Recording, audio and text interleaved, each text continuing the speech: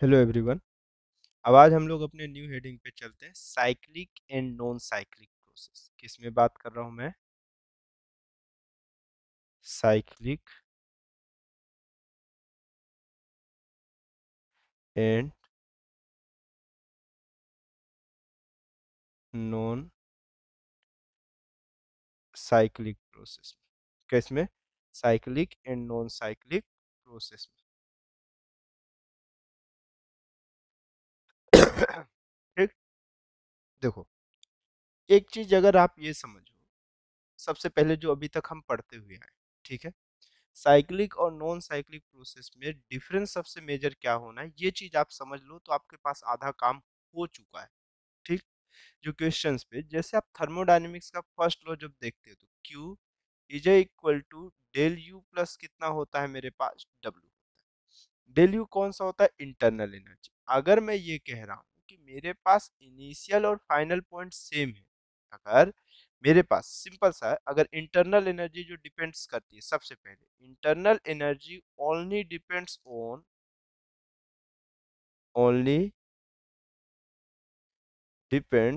On initial, किस पे?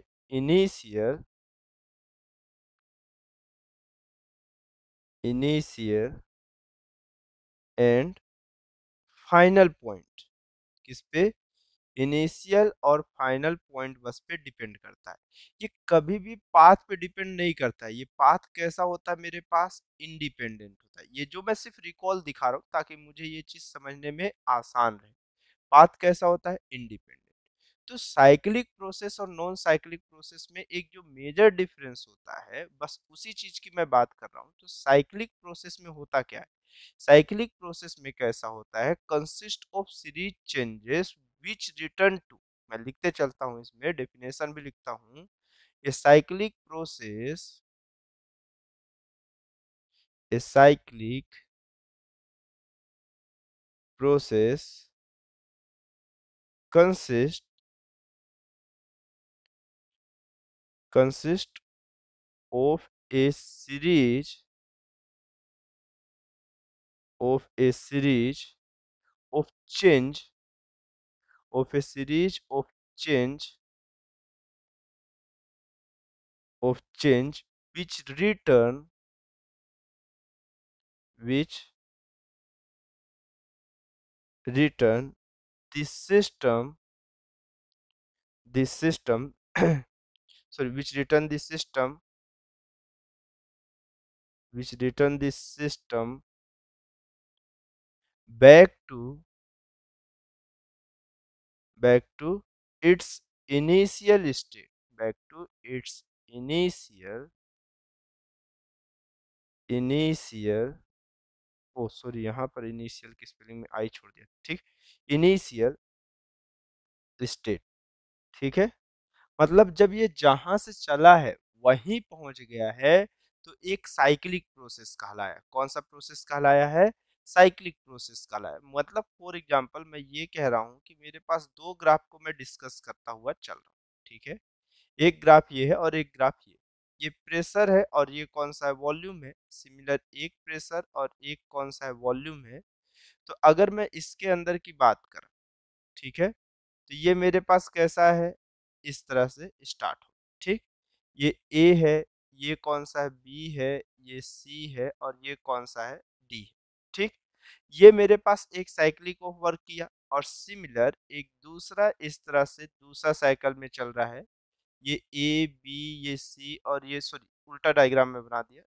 एक सेकेंड, मैं इस चीज को बस क्या करता हूँ, चेंज कर देता हूँ। अब थोड़ा सा चेंजेस रखता हूँ मैं। एक में एंटी क्लॉकवाइज रहेगा और एक में कैसा रहेगा? क्लॉकवाइज। तो देखो, अगर आपके पास क्लॉकवाइज दिख रहा है तो ये कैसा वर्क डन होगा? पॉजिटिव वर्क डन होगा। और अगर एंटी क्लॉकवाइज दिख रहा है तो ये कैसा वर्क डन होगा? Negative work done. ठीक, आप इसमें देखो, अगर आप यहाँ से स्टार्ट करके जा रहे हो तो एक साइकिल घूम के आ रहे हो, वापस वहीं पे आ रहे हो। ठीक, और इस पे भी जा रहे हो और यहाँ से घूम के वापस आ रहे हो। इन दोनों में साइक्लिक प्रोसेस है, बट ये दोनों में एक चीज कॉमन है कि इनका इनिशियल और फाइनल पॉइंट कैसा है मेरे पास? इन दोनों में एक कॉमन चीज है कि इनका इनिशियल कौन सा इनिशियल और कौन सा इनिशियल और फाइनल पॉइंट कैसा है मेरे पास, इनिशियल और फाइनल पॉइंट विल बी कैसा है मेरे पास, सेम है। फाइनल पॉइंट विल बी कैसा अपने पास, सेम है। अगर इनिशियल और फाइनल पॉइंट सेम है, अगर इनिशियल और फाइनल पॉइंट दोनों का सेम है, तो आपको ये मालूम है कि यू आई और यू फाइनल कैसा सेम है, तो चेंजिंग ऑफ इंटरनल एनर्जी की वैल्यू जीरो होगी। तो यहाँ पे जो साइक्लिक प्रोसेस में होता है, वो जो हीट ट्रांसमिशन होता है, वो पूरा का पूरा कंप्लीटली वर्क डन में इंटर हो जाता है। किस में इंटर हो जाता है, वर्क डन में इंटर हो जाता है। ठीक है, एकदम बिहेव लाइक ऑफ कैसा मेरे पास करता है, कांस्टेंट प्रेशर जैसा, क्या ना ना ना, कांस्टेंट प्रेशर में मेरे पास वॉल्यूम चेंजेस हो रहा होता है।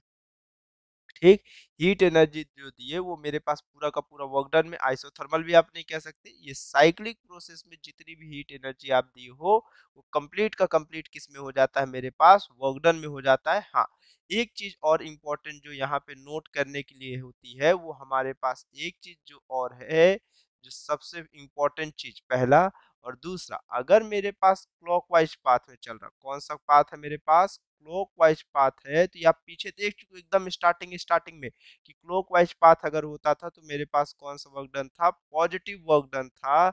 और अगर यही मेरे पास कौन सा था, एंटी क्लॉकवाइज था, कौन सा था, एंटी क्लॉकवाइज था, तो ये एंटी क्लॉकवाइज पाथ में मेरे पास कैसा वर्क डन आएगा, निगेटिव वर्क डन आएगा। ठीक है, तो ये साइक्लिक प्रोसेस में पूरी प्रोसेस आपको देखने को मिलेगी। उसके बाद बात करते हैं हम लोग किसके, negative sorry non cyclic process की। मैं किसकी बात करना स्टार्ट कर रहा हूँ अब थोड़ा सा, अब साइक्लिक के बाद नॉन साइक्लिक की बात करता हूँ मैं।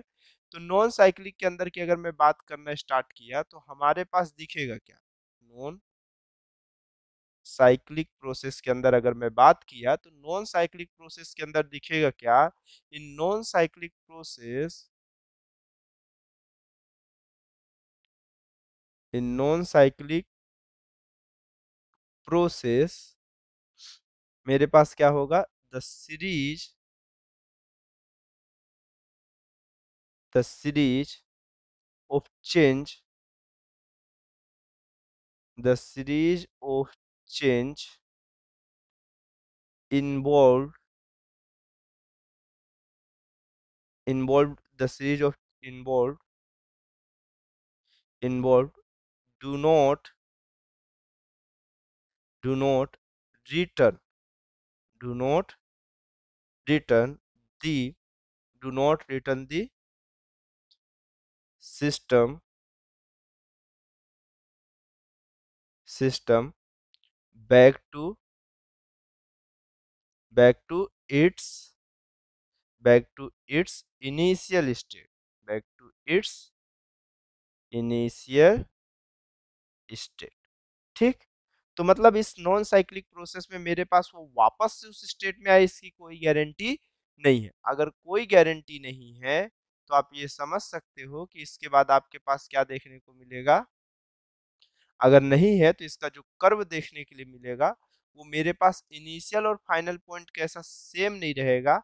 तो आप बस ये कह सकते हो कि जैसे मैं जब चलूंगा ए से लेके सी तक पॉइंट के लिए, तो ये कोई इस तरह का कर्वेचर पाथ अगर मैं ड्रॉ करते हुए चल रहा हूँ, तो ये मेरे पास वर्क डन भी अलग से दे रहा होगा, और ये प्रेशर होगा, और ये कौन सा होगा, वॉल्यूम होगा। ठीक है, तो वर्क डन ऑफ एबीसीडी का शेडेड जो रीजन देखने को मिलेगा, वो मेरे पास कैसा सर्कल घूम रहा होगा, एक्चुअल में पॉजिटिव के डायरेक्शन में, ये क्लॉकवाइज की डायरेक्शन में घूम रहा है।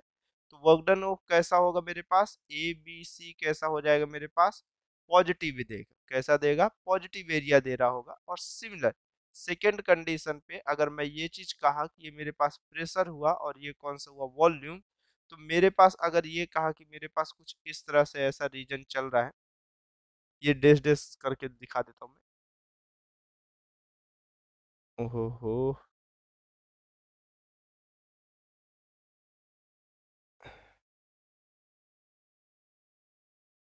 हम्म, इस तरह से एक रीजन ये, एक रीजन ये, एक ए हुआ, एक बी चल रहा है, और इस तरह से कॉमन चलते हुए सी, और लास्ट स्टेप में डी।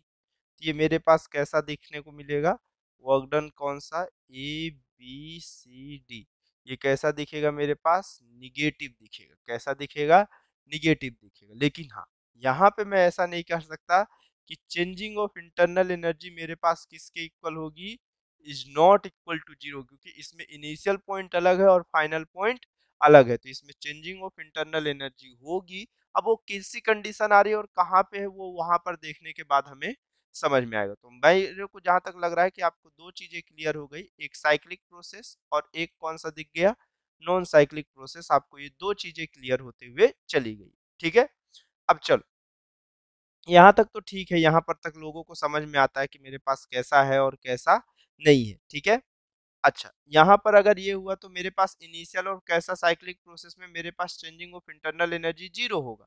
तो मेरे पास एक चीज और इम्पोर्टेंट चीज है यहाँ पे, आप यहाँ पे एक और चीज फोकस नहीं कर पाए कि मेरे पास अगर चेंजिंग ऑफ इंटरनल एनर्जी की वैल्यू जीरो है तो चेंजिंग ऑफ टेम्परेचर की वैल्यू कितनी होती जाएगी, जीरो होगी। कैसी होगी मेरे पास, जीरो। मतलब टी इनिशियल और टी फाइनल का टेम्परेचर कैसा होगा, सेम होगा। ठीक है, यहाँ तक ये चीज समझ में आ गई। ठीक है, पीवी ग्राफ का क्लोज पाथ दिख रहा है, तब की कंडीशन में आपके पास एक पॉजिटिव वर्क डन देगा और एक कैसा देगा, निगेटिव देगा। प्रेशर और वॉल्यूम के ही क्रम में, तो इसमें ये मेरे पास प्रेशर और वॉल्यूम का ही ग्राफ है। पता चला, आप किसी और के लिए भी चिपका दिए। ठीक है, चलो, अब इसके बाद यहाँ तक तो हो गया।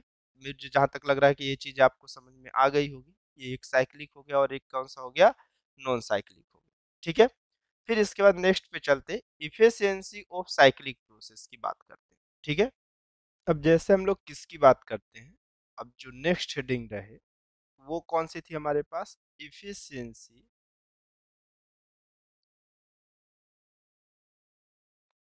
Efficiency of cyclic process. ठीक है, इफिशियंसी ऑफ साइक्लिक प्रोसेस की बात करते हैं। ठीक है, तो साइक्लिक प्रोसेस या फिर इफिशियंसी की अगर मैं डायरेक्टली बात करूं, ये सब बताने से पहले आपको मालूम है कि इफिशियंसी इज इक्वल टू कितना होता है, आउटपुट अपॉन इनपुट। बस एक सिंपल सा अमाउंट है। ठीक, तो अगर देखो मेरे पास ये चीज हुआ तो इफिशियंसी हमेशा ऐसा हो कि Q is equal to work done के इक्वल हो, ऐसा कोई गारंटी नहीं है कि जितना मैं हीट सप्लाई करूं वो पूरा का पूरा वर्क डन हो। देखो, जैसे अगर मैं सिंपल सा कहता हूं कि मैं क्या कर रहा हूं कि एक प्रेशर कुकर के अंदर चावल पका रहा हूँ या दाल पकाने के लिए रखा हूँ, तो ऐसा कोई गारंटी नहीं है कि जितना अगर हम लोग गैस चला रहे हैं वो पूरा का पूरा चावल में चला जाए और सिर्फ चावल पके बर्तन ऐसा ही रहे। ऐसा कभी भी नहीं होता है। अगर मैं बोल रहा हूँ कि मैं गैस को चालू किया हूँ तो गैस से जो एनर्जी चावल पकने के लिए जा रही है वो बर्तन के थ्रू जा रही है, मेरे प्रेशर कुकर के थ्रू।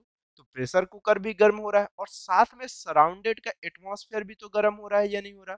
तो मतलब मैं जितनी हीट एनर्जी सप्लाई किया वो पूरा का पूरा वर्क डन नहीं हो रहा है।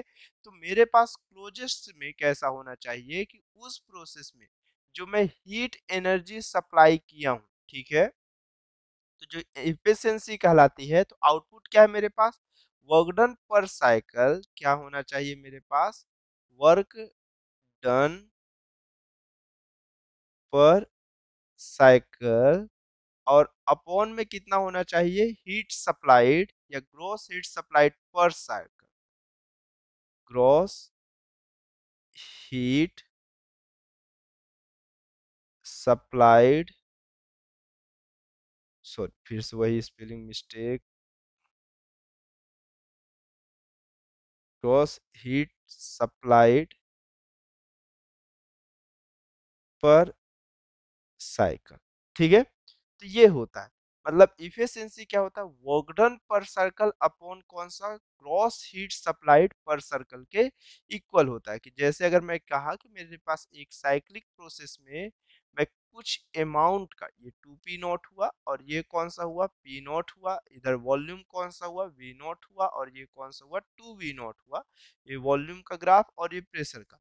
मतलब जितना अमाउंट ऑफ वर्क डन हो रहा है अपॉन में कितना, जितनी हीट सप्लाई कर रहा हूँ, मतलब ये आउटपुट है और ये इनपुट है, इसके रेशियो को ही हम क्या बोलते हैं, इफिशियंसी ऑफ साइक्लिक प्रोसेस कहते हैं। एक सिंपल सा फॉर्मेट है, कोई बहुत ज्यादा तामझाम नहीं है, कोई बहुत हैवी चीज है ही नहीं। ठीक है, चलो, आई होप यहाँ तक समझे होगे। अब जस्ट क्वेश्चन करना स्टार्ट करते हैं और भर भर के क्वेश्चंस करते हैं, कम से कम नहीं तो चार तो करते ही करते हैं। ठीक है, ज्यादा हो जाएगा तो अलग बात, ठीक है। क्वेश्चन के नाम पे कोई परेशान नहीं होगा, क्वेश्चन इजीली होगा और मजे के साथ होगा। क्वेश्चन करते हैं, ठीक है। चल क्वेश्चन करना स्टार्ट करता हूँ मैं। अब जैसे इस क्वेश्चन की बात करते हैं, ठीक है। तो इस क्वेश्चन पे हमारे पास क्या बोल रहा है, 4 mole of an ideal gas mono atomic. कितना एटॉमिक है मेरे पास, मोनो एटॉमिक है। 4 मोल है, मतलब एन की वैल्यू कितनी है, 4 है, और मोनो एटॉमिक है, ठीक है। सिंगल है, मतलब मेरे पास डिग्री ऑफ फ्रीडम कितनी है उसकी, 3 है, ठीक। At pressure P naught and temperature T naught is isothermally expand to twice its initial volume। मतलब पहली कंडीशन पे क्या बोल रहा है कि प्रेशर कौन सा है मेरे पास, P नॉट है और टेम्परेचर T नॉट है, आइसोथर्मली एक्सपेंड कर रहा है। और कितना कर रहा है, ट्वाइस कर रहा है इट्स इनिशियल वॉल्यूम। अपने इनिशियल वॉल्यूम को कितना टाइम्स हो गया, 2 टाइम्स है। The gas is then compressed at constant pressure. फिर उसके बाद दूसरे स्टेप में क्या बोल रहा है क्वेश्चन के, the gas is then compressed at constant pressure to its original volume. मतलब अब सेकेंड स्टेप में गैस क्या हो रही है, कंप्रेस हो रही है अपने कांस्टेंट प्रेशर पे। मतलब प्रेशर पे कोई चेंजेस नहीं है, बट कहाँ पे पहुंच रहा है, वॉल्यूम ओरिजिनल वॉल्यूम पे पहुंच रहा है, ठीक है। अब नेक्स्ट स्टेप पे क्या बोल रहा है, finally the gas is compressed. Third step क्या बोल रहा है, finally the gas is compressed at constant volume. Finally क्या हो रही है, गैस कंप्रेस्ड हो रहा है, और किसमें, कांस्टेंट वॉल्यूम में। किसमें मेरे पास, constant volume to its original volume. मतलब तीसरी कंडीशन पे कांस्टेंट वॉल्यूम से कहां पे जा रहा है, ओरिजिनल प्रेशर पे जा रहा है। तो स्केच बनाना है मुझे pressure volume and pressure temperature के लिए डायग्राम बनाना है, ठीक है। पहले आंसर के स्टार्ट से हम करते हैं, जहां पे हमारे पास क्या बोल रहा है, फर्स्ट स्टेप में ये कुछ इस तरह से। फर्स्ट स्टेप में एक प्रेशर है, एक वॉल्यूम है। दूसरे केसेस में ये कौन सा मेरे पास, प्रेशर है, और ये कौन सा है, टेम्परेचर। ये कौन सा प्रेशर है और ये कौन सा मेरे पास वॉल्यूम। इस तरह से कर, ठीक। जहाँ पे मेरे पास कितना है, एन की वैल्यू कितना है क्वेश्चन के हिसाब से, 4 है, ठीक। जहाँ पे फर्स्ट स्टेप पे मैं कोई भी एक पॉइंट ले लेता हूँ, एक पॉइंट ले लिया जहाँ पे मेरे पास कैसा है, आइडियल गैस है, क्योंकि बाद में वॉल्यूम क्या हो रहा है, इंक्रीज हो रहा है। यहाँ पर भी मैं प्रेशर कितना ले लिया हूँ, ये पॉइंट ले लिया, ये ए हुआ और ये भी ए हुआ, ठीक है। अब क्वेश्चन पे क्या बोल रहा है कि कांस्टेंट टेम्परेचर में, टेम्परेचर कैसा है मेरे पास, कांस्टेंट है, दोनों ही कंडीशंस पे कांस्टेंट टेम्परेचर है, ठीक। और वॉल्यूम मेरे पास, अच्छा एक सेकंड, टेम्परेचर पहले स्टेप में तो ये मैं काउंटिंग कर लिया हूँ कि मेरे पास प्रेशर पी है यहाँ पे, ठीक है। मतलब पहले स्टेप में प्रेशर पी नॉट ले लेते हैं, क्या दिक्कत है, मेरे पास उस पर कोई तकलीफ नहीं है। यहाँ पे प्रेशर की वैल्यू मैं कितना लिख लेता हूँ, पी नॉट लिख लेता हूँ, ठीक। फर्स्ट स्टेप में जो मेरे पास प्रोसेस होगी वो आइसोथर्मल होगी। कौन सी प्रोसेस होगी, आइसोथर्मल होगी। मुझे वॉल्यूम कहीं पर भी नहीं है, वॉल्यूम की वैल्यू कहीं पर भी क्वेश्चन पे नहीं गिवन है। तो मैं अगर ये काउंटिंग कर रहा हूँ कि मेरे पास किसके लिए, फॉर स्टेट ए के लिए, सबसे पहले स्टेट ए के लिए हम लोग दो कैलकुलेशन करके रख लेते हैं। तो स्टेट ए के लिए अगर मैं कैलकुलेशन करूँ तो मेरे पास ए पॉइंट का जो प्रेशर होगा वो मेरे पास कौन सा होगा, P not. P A point का जो प्रेशर है वो पी नॉट होगा। टेम्परेचर कितना है मेरे पास, पहले स्टेप में टेम्परेचर आइसोथर्मल है, मतलब कांस्टेंट टेम्परेचर है। तो मेरे पास जो भी वहां के टेम्परेचर को काउंटिंग करना है वो मैं टेम्परेचर कितना लिख लेता हूँ, टी नॉट लिख लेता हूँ, ठीक है। ये चीज हुआ मेरे पास, यहाँ तक भी कोई समस्या की बात है ही नहीं। अगर नहीं है तो मेरे पास सबसे सिंपल फॉर्मेट क्या है, pressure into volume is equal to N R T होता है, और ये मेरे पास इस तरह से होता है, ठीक। तो मुझे पहले स्टेप के लिए वॉल्यूम काउंटिंग करना पड़ेगा, तो पी नॉट, मतलब ये वी नॉट हो जाएगा, एन की वैल्यू 4 है, एक आर है, और अगले स्टेप में मेरे पास ये कौन सा हुआ, टी नॉट। और अब मेरे पास यहाँ पर से प्रेशर की वैल्यू जो हो जाएगी वो मेरे पास कौन सा हो जाएगा, पी नॉट हो जाएगा। तो V not is equal to 4 R T nought upon कौन सा हो जाएगा, पी नॉट हो जाएगा। पहले स्टेप का तो वॉल्यूम आ गया, ठीक। अब नेक्स्ट स्टेप पे क्या बोल रहा है क्वेश्चंस पे कि यही वॉल्यूम मेरे पास बी पॉइंट के लिए क्या हो रहा है, मेरे पास बी पॉइंट के लिए जो भी ये वॉल्यूम है उसका कितना हो जा रहा है, 2 टाइम्स हो जा रहा है। वॉल्यूम क्या हो रहा है मेरे पास, इंक्रीज हो रहा है। Temperature T nought is isothermally expand to twice its initial volume. मतलब यहाँ पे जो वॉल्यूम है, अगर मैं यही चीज इसके दूसरे स्टेट के लिए लिखूं, फोर स्टेट किसके लिए, बी के लिए लिखना स्टार्ट करता हूँ। किसके लिए लिखना स्टार्ट करता हूँ, बी स्टेट के लिए देखना स्टार्ट करता हूँ। तो बी पॉइंट पे जो भी मेरे पास प्रेशर हो, अभी मैं प्रेशर पे इंटर भी नहीं होना चाहता, लेकिन हाँ वॉल्यूम जो बी पे है वो 2 टाइम्स ऑफ कौन सा हो गया, वी नॉट हो गया। मतलब मैं यहाँ पे देख सकता हूँ, तो ये 8 n RT, सॉरी एन की वैल्यू ही तो पुट किए हम लोग, तो ये 8 कितना हो गया मेरे पास, ये कितना हो गया, 8 RT नॉट बाई कौन सा हो जाएगा, पी नॉट। ठीक, अब अगर मेरे पास ये कौन सा हो गया, वीबी हो गया, कौन सा हो गया, वीबी हो गया।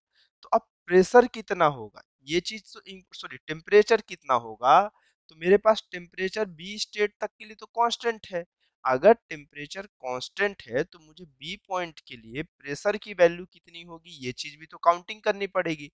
तो आपको मालूम है कि प्रेशर इनटू वॉल्यूम का जो मल्टीप्लिकेशन है वो कितना होना चाहिए, nRT होना चाहिए, और टेम्परेचर अभी भी कैसा है, कांस्टेंट है। ठीक, अब मेरे पास अगर ये टेम्परेचर कांस्टेंट है तो मेरे पास यहाँ पे प्रेशर की वॉल्यूम मतलब टेम्परेचर की वैल्यू कितनी होगी, अगर मैं यहाँ पर से देखूं तो यहाँ पर से टेम्परेचर की जो वैल्यू मुझे टी नॉट निकल के आएगी इस क्वेश्चन के हिसाब से, जो इनिशियल कंडीशन है, तो यहाँ से टी नॉट की वैल्यू कितनी हो गई, P not into V nought upon कौन सा हो गया, 4R हो गया। तो जैसे ही मैं यहाँ पर वैल्यू को देखूंगा तो ये मेरे पास कितना हो जाएगा, प्रेशर इंटू कितना हो गया, वॉल्यूम। तो ये मेरे पास P naught, sorry P naught क्यों कहने का, मेरे पास फाइनल कंडीशंस के लिए मुझे क्या चाहिए, प्रेशर की वैल्यू चाहिए। ये पीबी हो गया इंटू कितना हो गया, वीबी हो गया। एन की वैल्यू अभी भी 4 है, और ये आर है, और ये कौन सा टी नॉट है, ये कांस्टेंट चाहिए। तो मुझे वीबी की वैल्यू अगर मेरे पास यहाँ से देखा जाए तो वीबी की जो वैल्यू है वो कितनी हो गई है मेरे पास, यहाँ पर से वैल्यू पुट करूं तो 8RT अपॉन कौन सा, पी नॉट, और ये मेरे पास हो गया 4RT, मतलब RT RT कैंसिल, और ये इससे कैंसिल आउट हो गया, 2 हो गया। तो पीबी की जो वैल्यू है होगी वो पी नॉट बाई कितनी हो जाएगी, 2 हो जाएगी। तो पीबी की जो वैल्यू हो जाएगी वो मेरे पास प्रेशर का हाफ हो जाएगा। हाँ, बट टेम्परेचर कैसा है, कांस्टेंट है, स्टेट ए से बी तक फर्स्ट स्टेट में मेरे पास कैसा है, आइसोथर्मली है। तो मतलब अगर मैं इसके सेकेंड स्टेट की बात करूंगा तो ये बी पॉइंट होगा, जहां पे प्रेशर मेरा कितना हो जाएगा, पी नॉट बाई कितना हो रहा है, 2 हो रहा है। एक्चुअल में प्रेशर क्या हो रहा है, डिक्रीज हो रहा है, प्रेशर क्या हो रहा है, डिक्रीज हो रहा है, और टेम्परेचर क्या हो रहा है मेरे पास, सॉरी प्रेशर डिक्रीज हो रहा है, वॉल्यूम क्या हो रहा होगा, इंक्रीज हो रहा होगा, टेम्परेचर कैसा है, कांस्टेंट। तो ये कर्व कुछ इस तरह से, कर्वेचर एक स्ट्रेट लाइन नहीं है, ऐसा हल्का सा कर्व बनता हुआ है। तो ये कौन सा प्रोसेस है मेरे पास, ये आइसोथर्मल है। कौन सा मेरे पास, आइसोथर्मल। ठीक, तो ये ए से बी तक के लिए। उसी तरह से अगर मैं इसके लिए कर्व दिखाना स्टार्ट किया, देखो ए पॉइंट का कोई प्रेशर है जो कि मेरे पास कितना है, यहाँ पे पी नॉट है, और बाद में बी पॉइंट के लिए एक प्रेशर देखना स्टार्ट किया, एक ये ए हुआ और एक बी हुआ, टेम्परेचर कांस्टेंट है, मतलब यही चीज देखने को मिलेगा, और ये कितना हो गया, पी नॉट बाय 2 हो गया, ये स्टेट बी के लिए हो गया। इसी तरह से अगर नेक्स्ट स्टेप पे देखूं तो फोर स्टेट में किसके लिए बात कर रहा हूँ, फोर स्टेट सी के लिए देखता हूँ, किसके लिए देखता हूँ, फोर स्टेट सी के लिए देखूं तो अगर सी स्टेट के लिए देख रहा हूँ, ठीक है, ये भी मेरे पास कौन सा है, आइसोथर्मल ही है। कौन सा है, आइसोथर्मल। ठीक, सेकेंड में क्या बोला, the gas is then compressed at constant pressure, मतलब अब प्रेशर कैसा होगा, कांस्टेंट होगा, टू इट्स ओरिजिनल वॉल्यूम। मतलब मेरे पास अब ये कर्व तो एकदम स्ट्रेट लाइन चला जाएगा, कोई तकलीफ नहीं यहाँ तक, और यहाँ पर ओरिजिनल वॉल्यूम होगा। वॉल्यूम यहाँ पे मेरे पास कितना हो गया है, 8R T0/P0 हुआ था, और ये मेरे पास इनिशियल का जो वॉल्यूम है वो कौन सा हुआ था, 4RT0 अपॉन कौन सा हो गया था, P0। ठीक, यहां तक पहुंच गया, ये मेरे पास कौन सा है, आइसोबरिक है। ठीक है, यहाँ तक तो मैं पहुंच गया। ठीक है, इसके लिए कोई प्रॉब्लम नहीं हुआ, मुझे डायरेक्टली स्टेट सी के लिए आंसर मिल गया कि मेरे पास इतना है, फाइनल वॉल्यूम जो भी आ रहा है वो यहाँ तक पहुंच रहा है। ठीक, बट प्रेशर कैसा है, कांस्टेंट है। लेकिन लेकिन लेकिन लेकिन क्वेश्चन यहीं पे अटका है। अब टेम्परेचर कांस्टेंट नहीं है तो इसका कर्व तो अलग दिखेगा भाई साहब, इसका कर्व अलग दिखेगा। प्रेशर कांस्टेंट है तो लाइन आगे जाएगा, बट इसका टेम्परेचर कितना होगा ये देखना है, क्योंकि वॉल्यूम कैसा है मेरे पास, कांस्टेंट है। तो अगर मैं इसके सी पॉइंट, इसे सी पॉइंट कह रहा हूं, तो सी पॉइंट के लिए अगर मैं देखना चाहता हूं तो मेरे पास स्टेट सी के लिए अगर मैं जाना चाहता हूं तो इसका ग्राफ कैसे बनेगा। सी के लिए आपको मालूम है वॉल्यूम भी आ गया है, प्रेशर भी है, टेम्परेचर कांस्टेंट नहीं है। अगर टेम्परेचर कांस्टेंट नहीं है तो आप डायरेक्टली काउंटिंग कर सकते हो, pressure C into volume of कौन सा हो गया मेरे पास C is equal to N dot R dot कितना हो गया टी सी हो गया। देखो प्रेशर ऑफ सी की वैल्यू कितनी है मेरे पास, कांस्टेंट है, पी नॉट बाई टू हो जाएगा। वॉल्यूम ऑफ सी पॉइंट पे मेरे पास ये क्वेश्चन में आ गया है 4r t नॉट बाय कौन सा है पी नॉट, और n की वैल्यू भी 4 है, ये r है और ये tc है। r की वैल्यू r है, ये 4 और 4 है, और पी नॉट कैंसिल आउट हुआ तो tc की वैल्यू कितना हो गया मेरे पास, t नॉट बाय कौन सा हो गया 2 हो गया।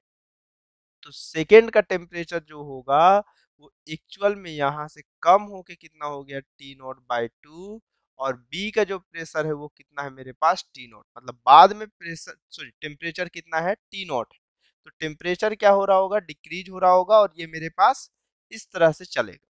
ठीक है, टेम्परेचर डिक्रीज हो रहा होगा, मेरे पास वॉल्यूम अपने आप डायरेक्टली हम कैलकुलेट करके ही पहले बैठे थे, तो ये प्रोसेस चल रहा है। तो ये अब मुझे कहीं से ये क्लॉकवाइज दिख रहा है, अगर क्लॉकवाइज दिख रहा है तो इसका वर्क डन कैसा होगा, पॉजिटिव होगा। ठीक है, चलो अब देखना स्टार्ट करते हैं। देखो आप कितना बढ़िया देख रहा है, अभी तक डायग्राम के हम आधे पोर्शन पहुंच गए। अब मेरे पास यहाँ पर क्वेश्चन के लास्ट स्टेप में क्या बोल रहा है, finally the gas is compressed it constant volume to its original pressure, मतलब अब गैस यहाँ पर पहुंच चुकी है।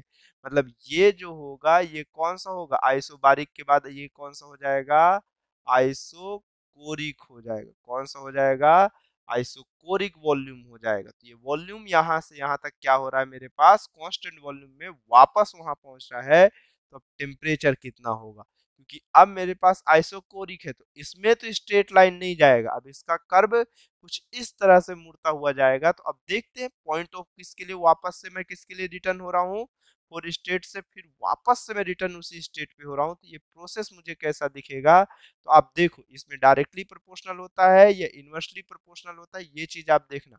तो प्रेशर इनटू वॉल्यूम, मेरे पास वॉल्यूम कैसा कर देना है, कांस्टेंट कर देना है। तो वॉल्यूम अगर कांस्टेंट है तो मेरे पास यहाँ पर से वॉल्यूम कैसा है, मेरे पास कांस्टेंट है। तो ये चीज देखने को मिलेगी, pressure into volume is equal to N R T, जहां से pressure upon temperature is equal to कितना हो जाएगा मेरे पास, एन आर इंटू कौन सा हो जाएगा, सॉरी एन आर बाई कौन सा हो जाएगा, वी हो जाएगा, या वी वाई कितना हो जाएगा मेरे पास, वी हो जाएगा। ठीक, तो प्रेशर अपॉन टेम्परेचर अगर ये देखा जाए तो मेरे पास यहाँ पर से कैसा दिखेगा, इसका वॉल्यूम कैसा होगा, मेरे पास इंक्रीज होगा या मेरे पास डिक्रीज होगा।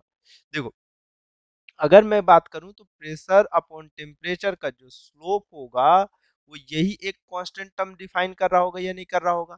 तो वॉल्यूम कैसा हो गया, कांस्टेंट हो गया, मतलब ये कंप्लीटली कांस्टेंट है। मतलब जब ये ग्राफ यहाँ से यहाँ जाएगा तो एक लीनियर इक्वेशन के फॉर्मेट में ऐसे इंक्रीज करता हुआ चला जाएगा, पी अपॉन टी का रेशियो कुछ इस तरह से होता हुआ वापस से अपने टेम्परेचर पे जाएगा। क्योंकि अगर आप ए पॉइंट के लिए देखो तो ए पॉइंट के लिए जो टेम्परेचर था आप पहले ही सेट कर चुके हो टी नॉट, तो वापस से इसको यहाँ पे जाना पड़ेगा। तो इसका ग्राफ कुछ इस तरह से देखने को मिलेगा। ये प्रोसेस कौन सा होगा, आइसोबरिक होगा, और ये जो होगा ये कौन सा होगा, आइसोकोरिक होगा।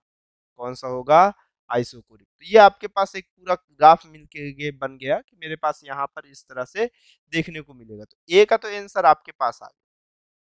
ठीक, हमें कोई तकलीफ भी नहीं हुई, ये ग्राफ को एक्चुअल में हम लोग यहाँ से ऐसे लेके जा सकते थे। ठीक है, मैं यहाँ से इसकी लाइन के स्लोप के फॉर्मेट में दिखा देता हूँ, इस तरह से लेके जा सकते हैं। ठीक है, अब लास्ट स्टेप में कैसा बोल रहा है, calculate the net work done by the gas and heat supplied to the gas during the complete cycle.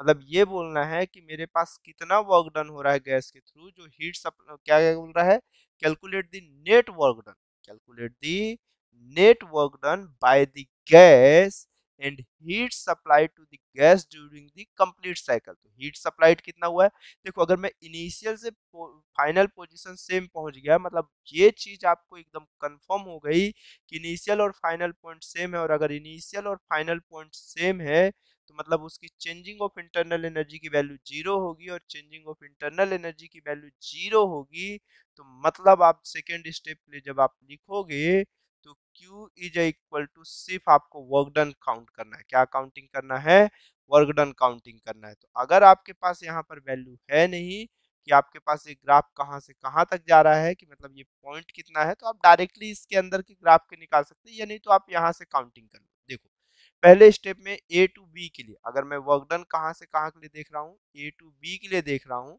तो आइसोथर्मल है, आइसोथर्मल के आप अंदर आपको मालूम है कि एन आर टी और कितना होता है आपके पास N R T, L N कितना होता है मेरे पास, volume of final, final B था, इनिशियल ए था। ठीक, आपको मालूम है बी का वॉल्यूम 2 टाइम हो गया था, तो आप ये 4 आर और ये टेम्परेचर कितना था टी नॉट था, और मेरे पास ये एल एन कौन सा लिखते हो, ये 2 टाइम था इसके, तो 2 बी ए लिखोगे तो आप इसको वापस से कितना लिख सकते हो, 2 लिख सकते हो। ठीक है, तो ये फॉर्मेट आप इसके लिए लिख सकते हो वर्क डन ए बी के लिए। फिर वर्क डन कौन से कहाँ के लिए जा रहे थे, बी से सी के लिए जा रहे थे। तो अगर बी से सी के लिए मैं जा रहा हूँ तो आइसोबारिक है, मतलब एक कांस्टेंट प्रेशर के लिए, कौन से प्रेशर के लिए, एक कांस्टेंट प्रेशर के लिए। तो आइसोबारिक के लिए हम क्या कह सकते हैं, प्रेशर इनटू मेरे पास कैसा चेंजिंग ऑफ टेम्परेचर कह सकते हैं, ऐसा कह सकते हैं क्या। आइसोबारिक मतलब मेरे पास कैसा हुआ, कांस्टेंट प्रेशर के लिए हुआ ना, देख लो पहले, कांस्टेंट प्रेशर के लिए हुआ है। ठीक है, वॉल्यूम कांस्टेंट नहीं है, ऐसा लिख भी मत देना कि पता चला यही लिख के आप बैठ गए। ये कैसा होता है, आइसोबारिक मतलब चेंजिंग ऑफ वॉल्यूम। ठीक है, तो ये चीज हो रही होगी, तो अगर आइसोबारिक के लिए हो रहा होगा तो आपके पास प्रेशर की वैल्यू आपके पास है नहीं, तो आप कैसा लिख सकते हो, इसी चीज को चेंज भी कर सकते हो, pressure into changing of volume. Pressure आपके पास कितना था वहां पे, प्रेशर पूरा कांस्टेंट ही तो था बी से सी तक, तो पी नॉट बाई टू लिख सकते हो। और मेरे पास चेंजिंग ऑफ वॉल्यूम कितना था यहाँ पर के लिए, ये अमाउंट कितना लिख सकते हो आप, चेंजिंग ऑफ वॉल्यूम कितना था मेरे पास, 8 से यहाँ तक जा रहे हो तो निगेटिव वर्क डन हो गया, कितना हो गया मेरे पास, निगेटिव वर्क डन हो गया, 8 आर टी नोट अपॉन कितना लिख सकते हो, पी नोट से आप स्टार्ट किए थे कहाँ के लिए, मतलब मेरे पास 8, ये पहला फाइनल कितना था मेरे पास 4 था, ये 4 आर टी नोट अपॉन कौन सा पी नोट, और इनिशियल कौन सा था 8 आर टी नोट अपॉन कौन सा था, ये मेरे पास पी नोट था।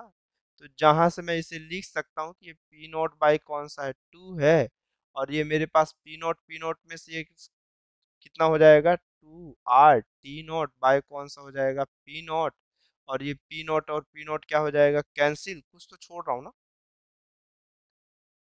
कुछ तो छोड़ रहा हूँ, कुछ तो छोड़ रहा हूँ, ये पी नोट था। ठीक है 8, ओहो,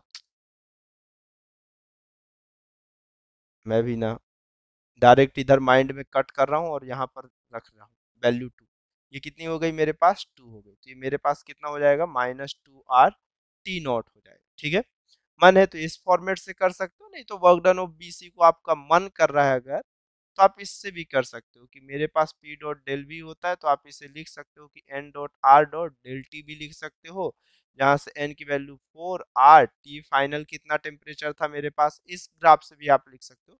कोई ऐसा कसम नहीं खाया हुआ है कि ये नहीं होगा, final temperature T not by 2 है और इनिशियल टेम्परेचर कितना है टी नॉट था, तो यहाँ से कितना हो गया T not by 2 minus of T हो गया, जहां से आप लिख सकते हो कि ये 4 आर टी नॉट बाई कितना हो गया 2 हो गया, और ये फिर से कैंसिल आउट हुआ 2 हुआ, और ये माइनस सिंबल रहेगा। ठीक, तो आपके पास ये लिख सकते हो कि -2 आर इंटू कौन सा हो गया टी नॉट हो गया, तब भी आंसर वही आएगा, कोई प्रॉब्लम की बात तब भी नहीं है। ठीक, अब वर्क डन बीसी हो गया। ठीक है, तो वर्क डन ऑफ बीसी हो गया, अब लास्ट स्टेप में कहां से कहां के लिए जाना है, सी से ए के लिए जाना, और आइसोकोरिक है, कौन सा है, आइसोकोरिक है, और आइसोकोरिक है मतलब आपके पास कैसा है, वॉल्यूम कांस्टेंट है, और अगर वॉल्यूम कांस्टेंट है तो आप ये लिख सकते हो कि आइसोकोरिक के लिए आपके लिए जो हीट सप्लाई किया है उसके थ्रू जो मेरे पास वर्क डन होगा, मेरे पास कौन से के लिए, सी से ए के लिए, जहाँ पे ये आइसोकोरिक के लिए वर्क डन की वैल्यू कितनी होगी, जीरो, क्योंकि क्यू ऑफ जीरो होते चला जाएगा। तो जहां से क्यू की वैल्यू कितनी होगी मेरे पास जीरो, तो मैं ये कह सकता हूं कि जो टोटल होगा वो वर्क डन कौन सा हो जाएगा मेरे पास, ए बी, प्लस वो वर्क डन कौन सा मेरे पास, बी सी, प्लस वो वर्क डन कौन सा हो गया, सी ए। तो ए बी की वैल्यू कौन सा हुआ, 4 RT0, एल एन कौन सा हुआ, 2, और ये मेरे पास नेक्स्ट स्टेप में कौन सा हुआ यहाँ पर से, ये -2 RT0, और ये प्लस कौन सा हुआ, जीरो। तो जिसे हम ये लिख सकते हैं कि अगर मैं यहाँ से 2 RT0 को कॉमन लिखा तो ये कितना हो गया मेरे पास, यहाँ पर से 2 ln 2 हो गया, और माइनस का ये कितना हो गया मेरे पास, 1 हो गया, जो कि Q की वैल्यू रिप्रेजेंट करेगा। तो इतनी हीट एनर्जी हम इसको सिंपली दिए।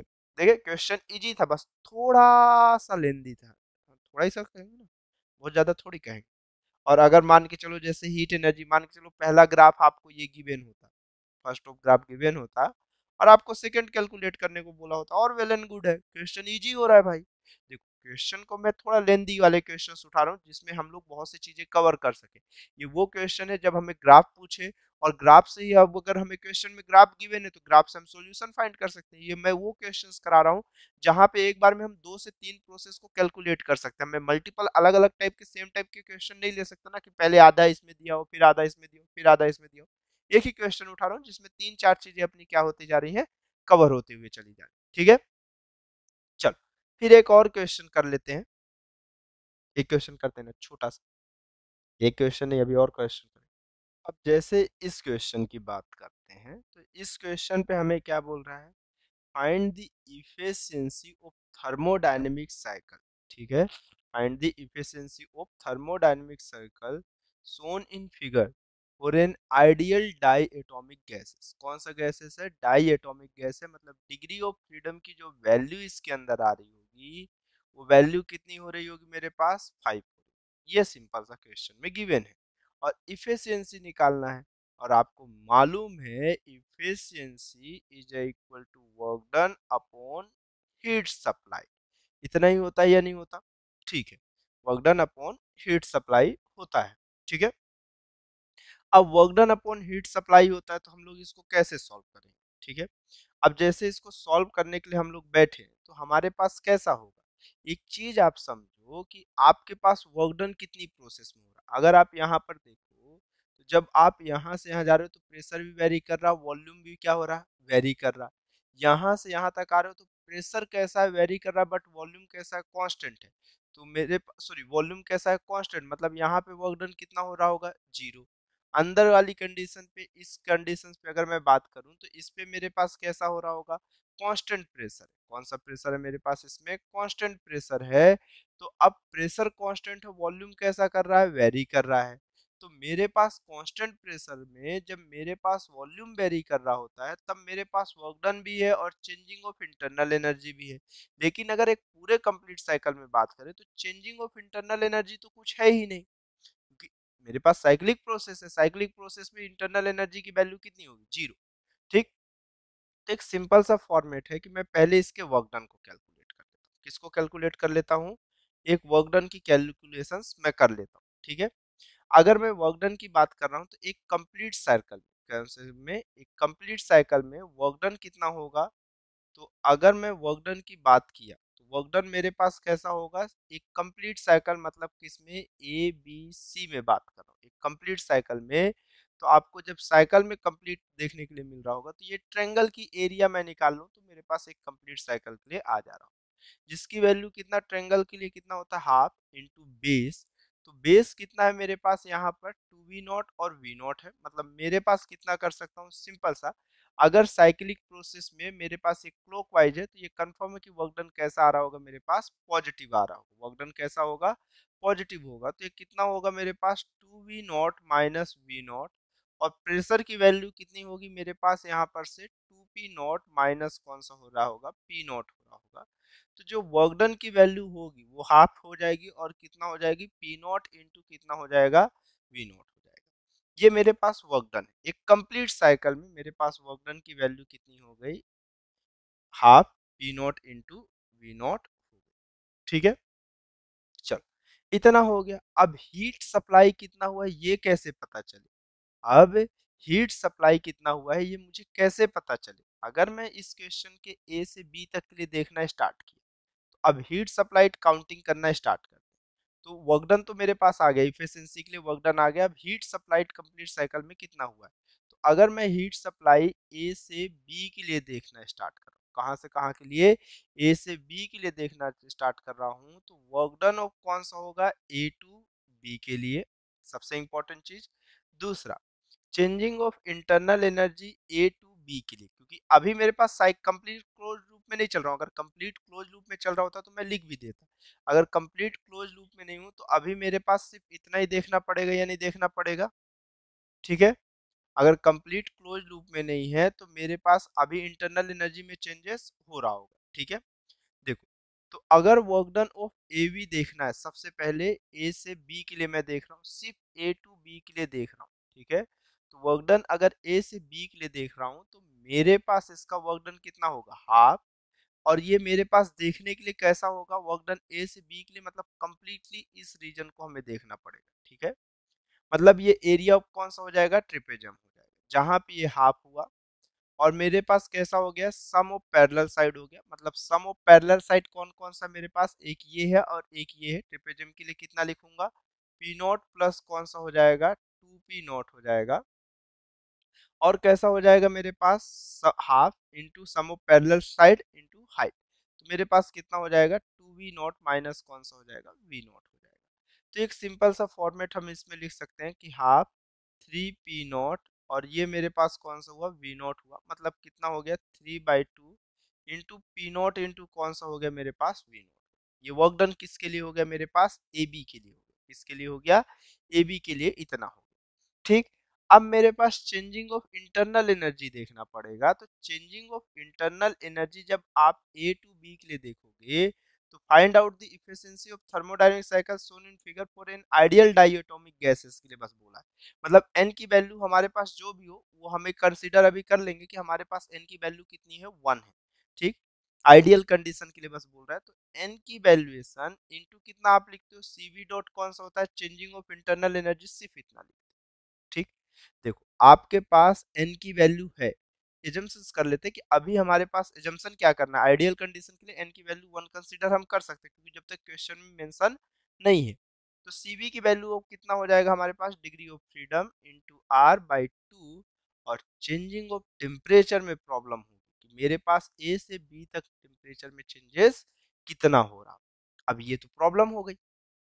अब ये प्रॉब्लम है, एक्चुअल में इतनी बड़ी भी प्रॉब्लम नहीं है कि हम इसको सॉल्व ना कर पाए, लेकिन है एक छोटी सी प्रॉब्लम कि टेम्परेचर ऑफ कौन सा है मेरे पास, बी है, और माइनस ऑफ टेम्परेचर ऑफ ए, ठीक। तो अगर मैं इसे डिराइव करना स्टार्ट किया, तो मेरे पास ये मालूम है प्रेशर ऑफ ए इनटू कौन सा होगा मेरे पास, यहाँ पे वॉल्यूम ऑफ कौन सा हो जाएगा, ए। और ये कितना होता है, NRTA होता है, ठीक। अगर आप इसको देखो तो ये P A dot V A upon कौन सा हो जाएगा मेरे पास, ये यहाँ पर से कितना हो जाएगा, ये मेरे पास टी ए हो जाएगा। ये ऑलवेज भी कैसा चलेगा, एन इंटू आर के इक्वल होगा, जो कि कैसा होगा मेरे पास, कांस्टेंट होगा। कितना होगा, कांस्टेंट होगा। तो अगर देखो ए पॉइंट के प्रेशर की बात करूं तो मेरे पास कितना है, पी नॉट है। वॉल्यूम कितना है, वी नॉट है। टेम्परेचर कितना है मेरे पास, क्वेश्चन में कहीं पर भी मेंशन हो सकता है कि इनिशियल टेम्परेचर टी नॉट मैं ले लेता हूँ। टी नॉट मैं इनिशियली टेम्परेचर ए पॉइंट के लिए लिख देता हूँ, ठीक है। लेकिन मेरे पास बी पॉइंट के लिए कितना हो जाएगा, मेरे पास सेम अमाउंट में प्रेशर कौन सा है, 2p0 है। वॉल्यूम कौन सा मेरे पास, 2v0 है। और ये कौन सा हुआ मेरे पास, टीबी, ठीक। P nought V nought, P nought V not cancel out हो गया। जहां से मैं कैंसिल आउट करने के बाद टीबी की वैल्यू कितना कह सकता हूँ, 4t0 हुआ। कौन सा हुआ, 4t0 हो गया, ठीक। तो अगर मैं ये कह रहा हूँ कि changing of internal energy A to B की बात कर रहा हूँ तो डिग्री ऑफ फ्रीडम की जो वैल्यूएशन होगी मेरे पास यहाँ पर डाई एटॉमिक बोला है तो डाई एटॉमिक के लिए कितना 5r/2 और टीबी की जो वैल्यूएशन है वो 4t0 माइनस ऑफ कौन सा हो गया मेरे पास t0। तो changing of internal energy A to B के लिए जो होगा वो 5r/2 और ये मेरे पास कितना हो गया 5 × 3 कितना हो गया 15r/t0 बाय कौन सा हो जाएगा 2 बस इतना सा हो। ठीक है तो टोटल इंटरनल एनर्जी ए से बी तक के लिए अगर मैं देख रहा हूँ तो बस यहीं पर मैं देख ही ले रहा हूँ कि मेरे पास ये कितना होगा मैं इस क्वेश्चन नंबर फर्स्ट में पुट कर दे रहा हूँ ये कितना है work done 3/2 into P not into कौन सा हुआ वी नॉट। ठीक अगले स्टेप में मेरे पास यहाँ पर से कितना हो गया और एक second R into T nought को मैं यहाँ पर कुछ पुट कर सकता हूँ देखो जैसे अगर मैं यहाँ से कंपेयर करना स्टार्ट किया मैं इसको अभी यहाँ पर नहीं लिखता हूँ मैं इसको डायरेक्टली दूसरे स्टेप में लिख सकता हूँ। ठीक है तो देखो अगर मैं यहाँ पर चाहूँ तो मेरे पास इस पॉइंट का ए पॉइंट का pressure P nought volume V not is equal to N की वैल्यू 1 लिख लेते हैं और ये आर इंटू ए की टेम्परेचर की वैल्यू कितना मैं कंसीडर किया हूँ टी नॉट कंसीडर किया हूँ तो ये मैं लिख सकता हूँ तो यहाँ पे कितना हो गया मेरे पास 15 इंटू आर की वैल्यू हमारे पास गिवन है ये P not into V nought by कितना हो गया 2 हो गया। ठीक तो 15/2 इंटू पी नॉट इंटू कितना हो गया वी नॉट हो गया। तो जो internal energy A to B के लिए internal energy A to B के लिए है आप कैसे काउंटिंग करोगे देखो अगर काउंटिंग करोगे तो पहला कितना है वर्क डन कितना है 3/2 और ये मेरे पास कितना है 15/2 है तो मेरे पास ये कितना है 3/2 और ये P not into V nought plus कितना हो गया 15/2 P not into V nought तो आप इसे कितना लिख सकते हो 18/2 मतलब कितना 9 पी नॉट इंटू कौन सा हो गया वी नॉट ये मेरे पास internal energy sorry internal energy नहीं हीट सप्लाइड ऑफ कौन सा हो गया एक साइक्लिक प्रोसेस में ए टू बी के लिए हुआ अब पूरी प्रोसेस में उसी हीट एनर्जी को हम क्या करते हुए जाएंगे लॉस करते हुए जाएंगे तो एक डायरेक्टली मैं यहीं पर लिख सकता हूँ एक्चुअल में कि मेरे पास यहीं पर कितना होगा लेकिन ठीक है ना ये वर्क डन के फॉर्मेट के लिए है कि पहले स्टेप में इतनी हीट एनर्जी हम क्या किए हैं सप्लाइड किए हैं। ठीक है तो ये कौन सा मेरे पास फर्स्ट स्टेप में यही चीज आया है मेरे पास। ठीक है तो अगर यहाँ पर मेरे पास देखा जाए तो ये अमाउंट कितना आ गया मेरे पास यहाँ पर। ठीक है यहाँ से यहाँ तक क्लियर आ गया मैं डायरेक्टली इफिशिएंसी यहीं पर चाहूँ तो मैं कैलकुलेट करके देख सकता हूँ। अब अगर मैं कैलकुलेट करके देख लिया तो मेरे पास कितना होगा efficiency is equal to work done की वैल्यू कितनी थी मेरे पास 3/2 ना ना ना ना ना ना ना ना 3/2 नहीं 3/2 एक्चुअल में ए टू बी के लिए कंप्लीट साइकिल के लिए जो वर्क डन आप निकाले हो वो कौन सा है half P not into V naught है। ठीक बट ये वर्क डन जो निकाले वो सिर्फ ए टू बी के लिए चलो और आगे कर लेते हैं थोड़ा सा एक बार और अगर आपका मन कर गया तो आप यहीं पर वैल्यू रख के पुट कर सकते हो। ठीक है चलो अब एक और चलते हैं ए से बी के लिए चला गया मैं अब किसके लिए चलता हूँ बी टू सी के लिए चलता हूँ किसके लिए चलता हूँ मैं बी टू सी के लिए चलता हूँ। अगर मैं बी से सी के लिए चल रहा हूँ तो ये मेरे पास कैसा प्रोसेस है कांस्टेंट प्रेशर पे कौन से प्रेशर पे है कांस्टेंट प्रेशर पे है वॉल्यूम में मेरे पास सिर्फ क्या हो रहा है नहीं sorry sorry sorry constant volume पे प्रेशर कैसा कर रहा है वेरी कर रहा है मेरे पास बीटीसी के लिए अगर बात की जाए तो कांस्टेंट वॉल्यूम है बट प्रेशर क्या कर रहा है मेरे पास वेरी कर रहा है मतलब जितनी भी हीट एनर्जी आप सप्लाई करोगे जितनी भी हीट एनर्जी सप्लाई करोगे कांस्टेंट वॉल्यूम में सारी की सारी इंटरनल एनर्जी चेंजेस के लिए चली जाती है कांस्टेंट वॉल्यूम में कोई भी वर्क डन नहीं हो रहा होता है तो जो हीट सप्लाई होगी वो मेरे पास कितनी हो जाएगी N dot C V dot कौन सा हो जाएगा डेल टी जहां पे हमारे पास n की वैल्यू 1 है cv की value f dot r by 2 हो जाएगा और चेंजिंग ऑफ टेम्परेचर कितना है चेंजिंग ऑफ टेम्परेचर कितना है b का टेम्परेचर तो हम लोग 40 नॉट लिख के बैठ गए ना अब हमारे पास बचा किसके लिए 40 नॉट से इस पॉइंट के लिए चला तो देखो यहाँ से ए पॉइंट के लिए मेरे पास कैसा है प्रेशर कांस्टेंट रखा हुआ है तो ए पॉइंट के लिए तो प्रेशर अब मुझे कैलकुलेट किया हुआ है कि टी नॉट है बट सी पॉइंट के लिए तो नहीं कैलकुलेट किया है तो सी पॉइंट के लिए जो प्रेशर होगा वो सॉरी टेम्परेचर जो होगा वो हम कैसे कैलकुलेट करेंगे तो सी पॉइंट के लिए अगर आप जानो तो पी डॉट आप कितना लिखोगे मेरे पास pressure of B into volume of B is equal to N R into TB से आप काउंटिंग कर सकते हो। टीबी का टेम्परेचर आपको मालूम है, जस्ट आप यहाँ पर लिख के बैठो 40 नॉट। आओ भाई सॉल्व करते हैं, क्या दिक्कत है बोलो। पीवी की वैल्यू जो होगी वो मेरे पास कितना है 2p0, ठीक। और वॉल्यूम कितना है वी का, देखो कांस्टेंट वॉल्यूम पे है, पहले बता देना, ठीक है। कांस्टेंट वॉल्यूम पे ये कितना है मेरे पास 2v0, कितना है मेरे पास 2v0, ठीक। डिनोमिनेटर में वापस ले आओ, ये कितना है मेरे पास 40 नोट, ये एन आर कैसा होगा कांस्टेंट होगा। इसको कंपेयर कर लेते हैं सी पॉइंट के लिए, तो सी पॉइंट पे कुछ चेंज हो या ना हो, मेरे पास प्रेशर कैसा, सॉरी प्रेशर कैसा है, वॉल्यूम कैसा रहेगा कांस्टेंट रहेगा, ठीक है। चल तो देख लेते हैं भाई क्या दिक्कत है, आपको प्रॉब्लम हो रही है क्या, थोड़ा सा बस पेशेंस रखो, मैं थोड़ा इसको मतलब इजी वे में लेके चल रहा हूँ कि ताकि आपको अगर क्वेश्चन में कुछ भी पूछ लिया हो तो आप वहां पर बना सको, ठीक है। तो pressure C volume C is equal to N R T C. तो प्रेशर ऑफ सी की वैल्यू कितना है मेरे पास यहाँ पर से पी नॉट इंटू कौन सा है 2v0 अपॉन कौन सा हो गया ये मेरे पास टी सी हो गया। इसको मैं कंपेयर कर रहा हूँ दूसरे के साथ, तो ये 2p0 इंटू कौन सा हो गया 2v0 अपॉन कौन सा हो गया 40 not, P not 2v0 cancel, ये इससे कैंसिल आउट हो गया, 2 हो गया, मतलब टीसी की जो वैल्यू होगी वो 2t0 हो जाएगी। बस उठाओ वैल्यू यहाँ पे पुट करो, फाइनल टेम्परेचर जो है आपके पास वो कम है 2t0 और माइनस कौन सा हो गया 40 नोट। और अगर मैं यहाँ से इसको सॉल्व करके यहाँ पे वैल्यू पुट कर रहा हूँ क्यूबीसी की, तो क्यूबीसी की जो वैल्यू आएगी degree of freedom 5/2 Rydberg constant into कितना हो गया यहाँ पर से माइनस का 2t0 हो गया, जहां पर से ये टर्म और ये टर्म कैंसिल आउट हो गया, तो QBC की जो वैल्यू देखने को मिलेगी वो -5R/T0 देखने को मिलेगा। और फिर से आप पीछे जाओ और पहली इक्वेशन जो आप यहाँ पर लिखे हो, ये P0 × V0 की वैल्यू जो होगी वो R/T0 के इक्वल होगी। मतलब R/T0 आपको जहां पर भी दिखे आप वहां पे आंख बंद करके ये लिख सकते हो कि यही P0 × V0 है। ये B से कहाँ के लिए मैं जा रहा हूँ C के लिए जा रहा हूँ।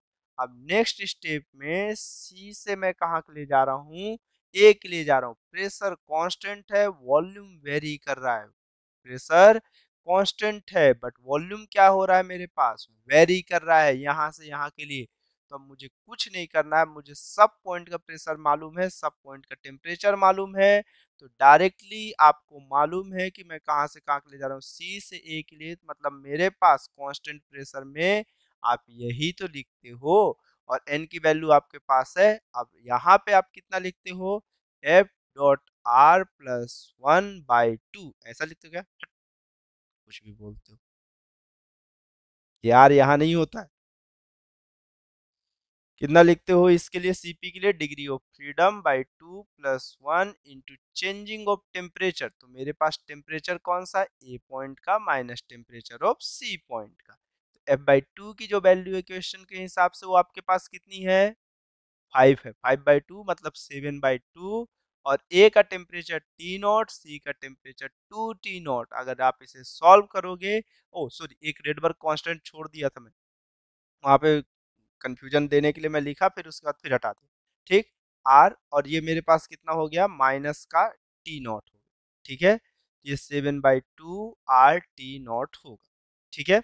ये आपके पास हुआ, ये सी से ए के लिए हुआ। अगर आप देखो तो क्या जितनी सिस्टम में, अब आप ये कैसे डिसाइड करोगे कि इसकी इफिशियंसी 100% है या नहीं है, तो आप ये समझते हो कि जितनी हीट एनर्जी मैं सप्लाई किया हूँ उतनी ही मुझे पूरे प्रोसेस में मिल रही है। अगर देखो यहाँ से यहाँ तक मेरे पास क्वेश्चन में क्या बोल रहा है कि मैं अगर यहाँ पर देखूँ तो ए से बी तक मैं जो सप्लाई किया हूँ, ये ए से बी तक की प्रोसेस के लिए अगर 9p0 × V0 आ रहा है, तो एक्चुअल में मैं इतना सप्लाई किया हूँ। लेकिन जब मैं इस प्रोसेस में बी से सी के लिए गया और सी से ए के लिए आया, तो आपके पास ये कितना आ रहा है निगेटिव आ रहा है।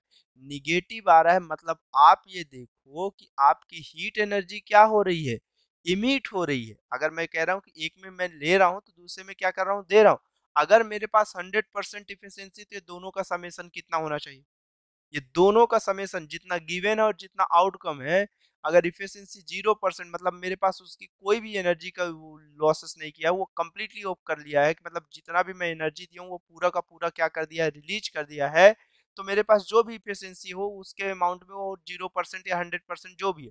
अगर मैं बात कर रहा हूँ कि एबी ऑफ एनर्जी मेरे पास जो 9 P0 into V not energy दिया हूँ और जो निकल आया, तो बची हुई अगर एनर्जी में ये दोनों के सब्सट्रैक्शन में एक से कुछ ज्यादा ही फास्ट हो जा रहा हूँ, मैं स्लो हो रहा हूँ, ठीक है। क्यू ए बी की जो वैल्यू है वो Q B C plus Q C A के इक्वल है क्या? नहीं। ये कितना है? 5 P0 इंटू वी नॉट है, और एक कौन सा 7/2 heat loss is equal to heat gain नहीं आ रहा है आपके पास, क्योंकि ये मेरे पास किसके अमाउंट में है, ये P0 इंटू वी नॉट है, और जब आप इसे सॉल्व कर रहे होगे ये कितना है, 9 P0 इंटू वी नॉट, ये इसके इक्वल नहीं जाता हुआ आपको दिखेगा। ये कितना हो जाएगा, 17 P0 into V nought by कौन सा हो जाएगा, 2 हो जाएगा। मतलब मेरे पास अभी ये चीज कह रहे हो कि जो आप एनर्जी दिए हो वो ज्यादा है कंपेरिजन ऑफ कैसा, एनर्जी रिलीज के, तो बचा हुआ अमाउंट कहाँ गया, बचा हुआ अमाउंट ही तो वर्क डन है। अगर मैं ये कहता कि मैं जैसे जितनी एनर्जी दे रहा हूँ उतना को उतना वर्क डन हो गया होता, तो इफिशियंसी कितनी होती, 100% होती। और अगर मैं क्यूए भी जितनी एनर्जी दिया हूँ उतनी की उतनी हीट ऑफ आउटपुट में आ जाती, तो उसकी इफिशियंसी मेरे पास कितनी हो जाती, 0। अगर मैं ये एक्स्ट्रा पोर्शन पे बता रहा हूँ, अगर क्यू ए की वैल्यू, ये नोट के अंदर आप लिखे रहना कि अगर क्यू ए बी की value Q B C plus Q C A, मतलब जितनी एनर्जी मैं दे रहा हूँ उतनी ही एनर्जी वो सिस्टम रिलीज कर रहा है, मतलब इफिशियंसी कितने परसेंट है, 0, मतलब वो वर्क डन कर ही नहीं रहा है। और मुझे अब इसके बाद किसी भी क्वेश्चन में इतनी ज्यादा कैलकुलेशन करने की जरूरत नहीं है। मुझे सबसे सिंपल में देखना, अगर किसी प्रोसेस में मैं हीट एनर्जी दिया हूं, मैं इसमें सिर्फ ये कैलकुलेट कर रहा था कि मेरे पास और किसी में हीट एनर्जी मैं दे रहा हूं क्या, तो आपको ये समझ में आया कि हीट एनर्जी सिर्फ एक में दिया गया है, बाकी सभी में क्या किया है, रिलीज किया है। तो आप सबसे सिंपल सा फॉर्मेट क्या करोगे, जब इफिशियंसी काउंटिंग करोगे तो आप क्या करोगे, work done upon heat energy लिखते हो, तो आपको एक साइक्लिक प्रोसेस में जो वर्क डन हुआ है वो आप पहले ही लिख के फुर्सत हो गए हो, जिसकी वैल्यू अब कितनी है मेरे पास, half P naught into V naught है। तो अगर half P not into V naught है तो यहां से आप देख सकते हो कि वैल्यू कितनी होगी मेरे पास, बोलो, half P not into V naught, और जो सप्लाई की हो वो 9 P0 इंटू कौन सा, वी नॉट।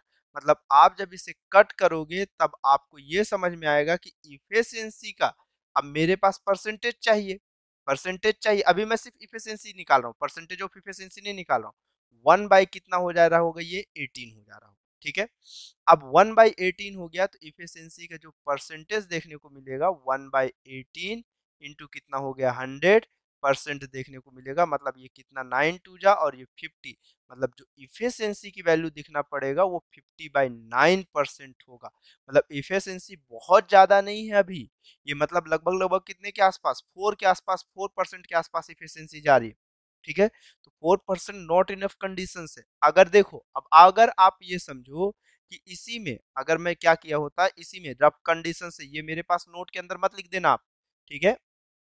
ये अमाउंट जो रेड बॉक्स के अंदर मैं लिख रहा हूँ, ये आप नोट के अंदर मत लिख, उसमें मत लिखना, ये सिर्फ आपको समझने के लिए। अगर मैं क्या किया कि इसी में अगर मैं वर्क डन का एडिशन कर दूंगा, तो आप देखो जैसे ही हाफ का यहाँ पे एडिशन कर रहे होगे तो आपको ये 9 के इक्वल आ जा रहा होगा। मतलब जो हीट ऑफ एनर्जी लॉस हुई है प्लस वर्क डन का समेशन गिवन एनर्जी के कैसा होगा, इक्वल होगा। ये क्वेश्चन मुझे मैन कराने के पीछे इसका रीजन, इतनी चीज आपको समझ में आई। इफिशियंसी कब जीरो होगी, जितनी एनर्जी में दिया अगर उतनी लॉस हो गई तो इफिशियंसी जीरो, और जितनी एनर्जी दिया उतना को उतना वर्क डन हो गया तो वो इफिशियंसी कितनी हो गई, 100%। और आज तक ये सिर्फ आइडियल कंडीशन आपको कार्नोट इंजन देखने को मिलेगा बस, जिसमें इफिशियंसी कितनी है, 100। बाकी सारी कंडीशंस में इफिशियंसी कैसी होगी, कम ही आएगी, ठीक है। चलो, ये क्वेश्चन आया मजा, और क्वेश्चन करते छोटा छोटा छोटा छोटा ऐसा, ठीक है। अब जैसे इस क्वेश्चन को हम लोग देखते हैं, ठीक है।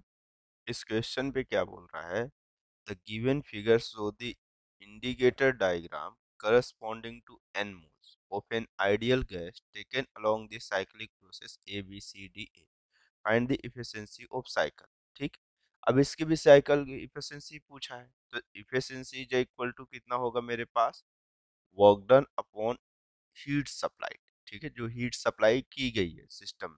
ठीक, तो देखो अगर आप ए से बी जा रहे हो तब भी आपको हीट सप्लाई करना पड़ेगा क्योंकि प्रेशर इंक्रीज हो रहा है। ठीक, बी से सी तक में अब मेरे पास प्रेशर इंक्रीज नहीं हो रहा, प्रेशर कांस्टेंट, बट वॉल्यूम कैसा हो रहा है, इंक्रीज हो रहा है। मतलब ये प्रोसेस जो है इसमें वॉल्यूम कांस्टेंट, मतलब ये कौन सा होगा, आइसोकोरिक होगा। कौन सा होगा, आइसोकोरिक होगा। और ये कौन सा होगा मेरे पास, आइसोबारिक पॉइंट होगा। ठीक है, इस तरह से चल रहा होगा, एक आइसोकोरिक और एक आइसोबारिक चल रहा होगा। लेकिन ये दोनों प्रोसेस में हीट का क्या हो रहा होगा, लॉस हो रहा होगा। तो मैं डायरेक्टली देखूंगा कि मेरे पास, जैसे पिछले क्वेश्चन में चार अलग अलग कंडीशन हम चले, फिर उसके बाद फिर देखना स्टार्ट किए। अब ऐसा कुछ नहीं करेंगे, सबसे फर्स्ट सिंपल से स्टेप क्या करेंगे, साइक्लिक प्रोसेस का वर्क डन काउंट करेंगे। मतलब इस क्लोज लूप के अंदर कितना वर्क डन है ये मुझे देख लेना है, ए बी सी डी और किसके अंदर, ए के अंदर। तो वर्क डन कितना होगा, मेरे पास रेक्टेंगल है तो रेक्टेंगल के लिए डायरेक्टली आपको मालूम है कि मेरे पास इसका लेंथ इंटू विड्थ, तो मेरे पास कितना हो जाएगा, 2p0 माइनस कौन सा p0, और वॉल्यूम की वैल्यू कितना है, 2v0 माइनस कौन सा हो जाएगा, v0। ठीक है, ये चीज चलेगा। आप देखो एक क्लोज लूप है, अगर ये साइक्लिक है तो मतलब मेरे पास कैसा होगा, ये देखने में इस तरह से ये क्लॉकवाइज होगा। क्लॉकवाइज होगा मतलब मैं इसे कह सकता हूँ कि पी नॉट इंटू कौन सा होगा, वी नॉट। अब हीट सप्लाई अगर इसके इक्वल आ रही है, इससे कम है, अगर इक्वल है तो 100%, और अगर इससे कम आ रही है तो हमारे पास इफिशियंसी हम निकाल सकते हैं। ठीक है, तो हीट सप्लाई दो फॉर्मेट में हो रही है, एक ए टू बी के लिए हो रहा है। तो ए टू बी मेरे पास कैसा है, आइसोकोरिक। कैसा है मेरे पास, आइसोकोरिक है। और अगर आइसोकोरिक है तो मेरे पास ये मालूम है कि वॉल्यूम कैसा होगा, मेरे पास कांस्टेंट होगा। तो जो हीट सप्लाई होगी वो N dot C V dot कितने पे होगी, डेल टी पे होगी। मोनो एटॉमिक है मेरे पास, sorry, indicator diagram corresponding of मेरे पास cyclic process, find the efficiency of cycle के लिए पूछा है। ठीक है, यहाँ तक तो कोई दिक्कत नहीं, क्या पूछा है, कुछ बताया ही नहीं कि मोनो एटॉमिक है या डाई एटॉमिक है। अपने पास ऐसा कहीं पर भी कुछ भी मेंशन नहीं है।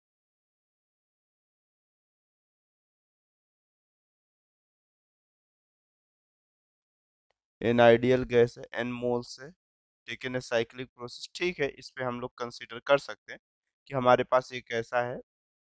अगर यहाँ पर कभी मन किया तो डिग्री ऑफ फ्रीडम, आइडियल के लिए बस मेंशन करके निकल गया है, तो डिग्री ऑफ फ्रीडम अभी हम लोग कितना कंसीडर कर लेते हैं, 3 कंसीडर कर लेते हैं। तो ये एन ही है, और सी वी की वैल्यू कितना हो जाएगा, एफ डॉट आर बाई कौन सा हो जाएगा, 2 डॉट डेल टी। हाँ, मेरे पास यहाँ पे जो वर्क डन देखने को मिलेगा वो वैल्यू कितनी होगी, 0, क्योंकि कांस्टेंट वॉल्यूम है। ठीक, सिंपल सा फॉर्मेट ऐसा हो सकता है। अब यहाँ के बाद अगर अगले स्टेप में देखो तो Q is equal to n3/2 into R, changing of temperature. तो चेंजिंग ऑफ टेम्परेचर में मेरे पास कितना होगा, देखो वॉल्यूम कैसा है, कांस्टेंट है।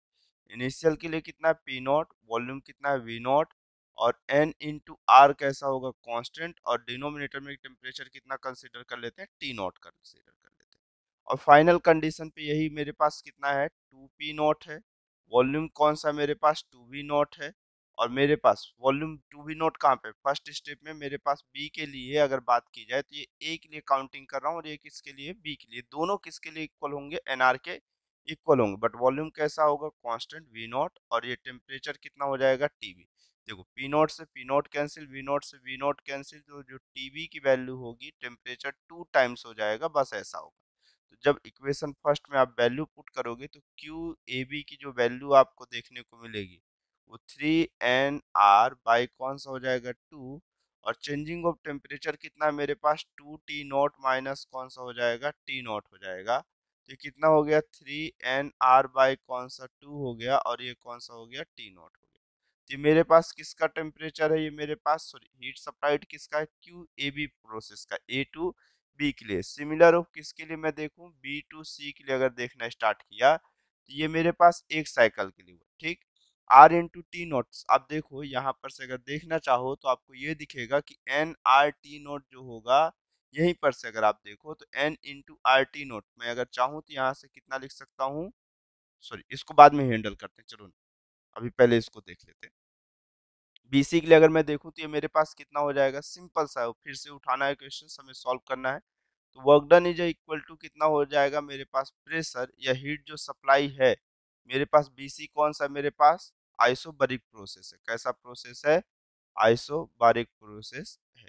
ठीक है, अगर आइसोबारिक है तो वर्क डन जो होगा मेरे पास Q इज इक्वल टू मेरे पास कितना होगा, वर्क डन और प्लस कैसी होगी, चेंजिंग ऑफ इंटरनल एनर्जी होगा।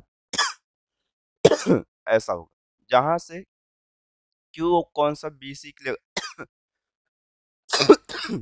देखना हो तो हम डायरेक्टली इतना भी लिख सकते हैं, NCP डॉट कौन सा हो गया, डेल डेल टी हो गया। जहां से QBC की वैल्यू हम लोग कितना लिख सकते हैं, ये N कितना हो गया, degree of freedom by 2 plus of 1 into of कौन सा हो गया R। चेंजिंग ऑफ क्या लिख सकते हैं, इसको टेम्परेचर लिख सकते हैं। ठीक, जहां पर से ये कितना हुआ मेरे पास, QBC is equal to N, degree of freedom कितना 3/2 प्लस ऑफ 1 इंटू R हुआ, और चेंजिंग ऑफ टेम्परेचर होगा। तो मेरे पास देखो यहाँ पर क्वेश्चन पे किसका किसका टेम्परेचर हमारे पास मेंशन है, देखो बी पॉइंट का टेम्परेचर हमने काउंटिंग कर लिया 2T0। अब मुझे सिर्फ किसका पॉइंट का काउंटिंग करना है, सी पॉइंट के लिए टेम्परेचर काउंटिंग करना है। ठीक है, तो सी पॉइंट के टेम्परेचर के लिए आप फिर से लिखोगे, प्रेशर कितना है बी पॉइंट का 2P0, वॉल्यूम कौन सा V0, ये बी पॉइंट के लिए, अपॉन टेम्परेचर कितना है मेरे पास 2T0। ये सब मल्टीप्लीकेशन एनआर के इक्वल होगा। तो दूसरे स्टेप में ये मेरे पास प्रेशर अभी भी 2P0 है, बट वॉल्यूम कौन सा हो गया, 2V0 हो गया, और टेम्परेचर कौन सा हो जाएगा, TC हो जाएगा। तो यहाँ से मेरे पास देखो P0 V0 P0 V0 cancel, 2 से 2 कैंसिल। ठीक, तो अगले स्टेप पे आप जैसे ही देखोगे तो TC की जो वैल्यू जाएगी वो कितना हो जाएगा, 2 इंटू 2 कितना हो जाएगा मेरे पास, 4 हो जाएगा। 2 इंटू 2 4 T0 के लिए इक्वल हो जाएगा। तो ये TC की वैल्यू है। ठीक है, तो QBC की जो वैल्यू देखने को मिलेगी वो कितनी मिलेगी, N, और ये 5/2, और ये R हो गया, और changing of temperature 4T0 minus कौन सा हो गया मेरे पास, 2T0 हो गया।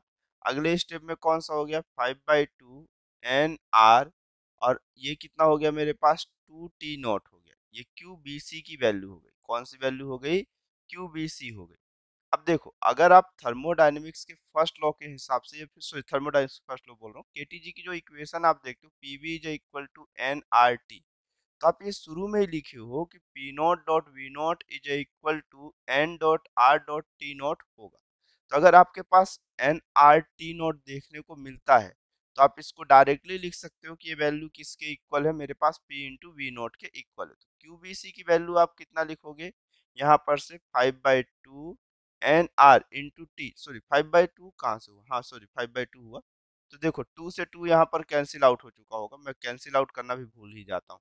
ठीक है, तो ये कितना हो गया, 5P0 इंटू कौन सा हो गया, V0 हो गया।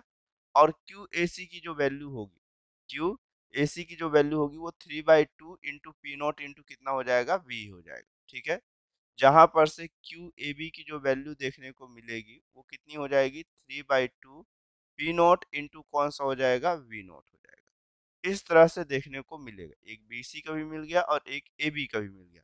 अगर आप दोनों का टोटल देखो एनर्जी तो ये आपको कितना दिखेगा, क्योंकि सप्लाई कहाँ से, A से B और B से कहाँ के लिए हुआ है, C बस के लिए हुआ है। अगर मैं दोनों को ऐड किया तो ये मेरे पास कितना हो जाएगा, 13/2 P0 इंटू कौन सा हो जाएगा, V0 हो जाएगा।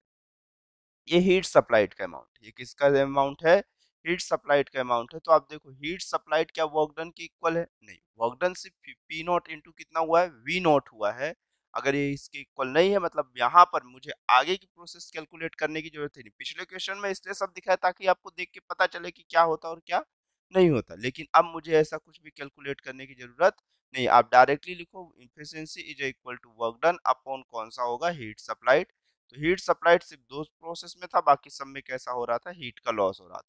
तो वर्क डन की वैल्यू P0 इंटू V0, और मेरे पास ये कितना हो गया, 13/2 P0 इंटू कौन सा हो गया, V0 हो गया। जहां से P0 V0 कैंसिल आउट हो गया तो इफिशियंसी इज इक्वल टू कितना हो गया, 2/13, और मेरे पास परसेंटेज ऑफ इफिशियंसी पूछ लिया, मतलब 2/13 इंटू कितना हो गया मेरे पास 100 हो गया। जहां से हम इससे कह सकते हैं कि ये 200 बाय कौन सा हो गया, 13% हो गया। इतना हो गया, जिसकी वैल्यू अगर आप कंपेयर करो तो लगभग लगभग 15% के आसपास आएगा। 15% के आसपास आएगा। अगर बोलो तो मैं डिवाइड करके दिखा देता हूँ, एक्यूरेट वैल्यू को मैं दिखा देता हूँ, ठीक है। ये कितना हो गया, 15.38, 15.38% के आसपास आंसर ये आ जाएगा, ठीक है। तो एक इजी प्रोसेस थी, ऐसे बहुत टफ नहीं था, बस थोड़ा सा पिछले क्वेश्चन का ही टाइप ही था, बस कुछ था भी नहीं यार। पिछले साइकिल में मतलब एक 3 ट्रायंगल बना रहा था, इसमें एक कैसा बना दिया, स्क्वायर या रेक्टेंगल कह लो, हो गया। चलो फिर नेक्स्ट क्वेश्चन चले।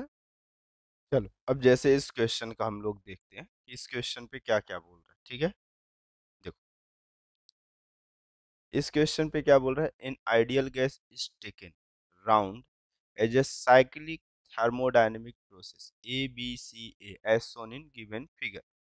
If the internal energy of the gas at point A is assumed to 0, ठीक, while at B is 50 joule, मतलब इंटरनल एनर्जी ए पॉइंट के हमें कितना एज्यूम करना है, 0 एज्यूम करना है, और बी पॉइंट के लिए कितना एज्यूम करना है, हमारे पास एज्यूम क्या करना है, गिवन डाटा ये 50 जूल है। कितना जूल है, 50 joule. The heat absorb by the gas in the process B to C, मतलब जो हीट एनर्जी हमारे पास बी से सी के लिए जा रही है, उस कंडीशन पे वैल्यू कितनी गिवन है मेरे पास यहाँ पर, ये 50, सॉरी 50 नहीं, 90 जूल है। कितना जूल है, 90 जूल। कितना जूल है, 90 जूल, ठीक है। अब क्वेश्चन में, फर्स्ट क्वेश्चन में पूछा what is internal energy of the gas at point C पे कितना हो, ठीक। तो internal energy of C point पे कितना होगा, तो आप देखो यहां से यहां तक जब आप जा रहे हो तो ये मेरे पास कौन सा प्रोसेस है, आइसोकोरिक प्रोसेस। कौन सा प्रोसेस है, आइसोकोरिक प्रोसेस है। आइसोकोरिक प्रोसेस में अगर आप देखो तो आपको ये मालूम है कि वर्क डन की वैल्यू कितनी हो जाएगी, 0 हो जाएगी बी टू सी के लिए।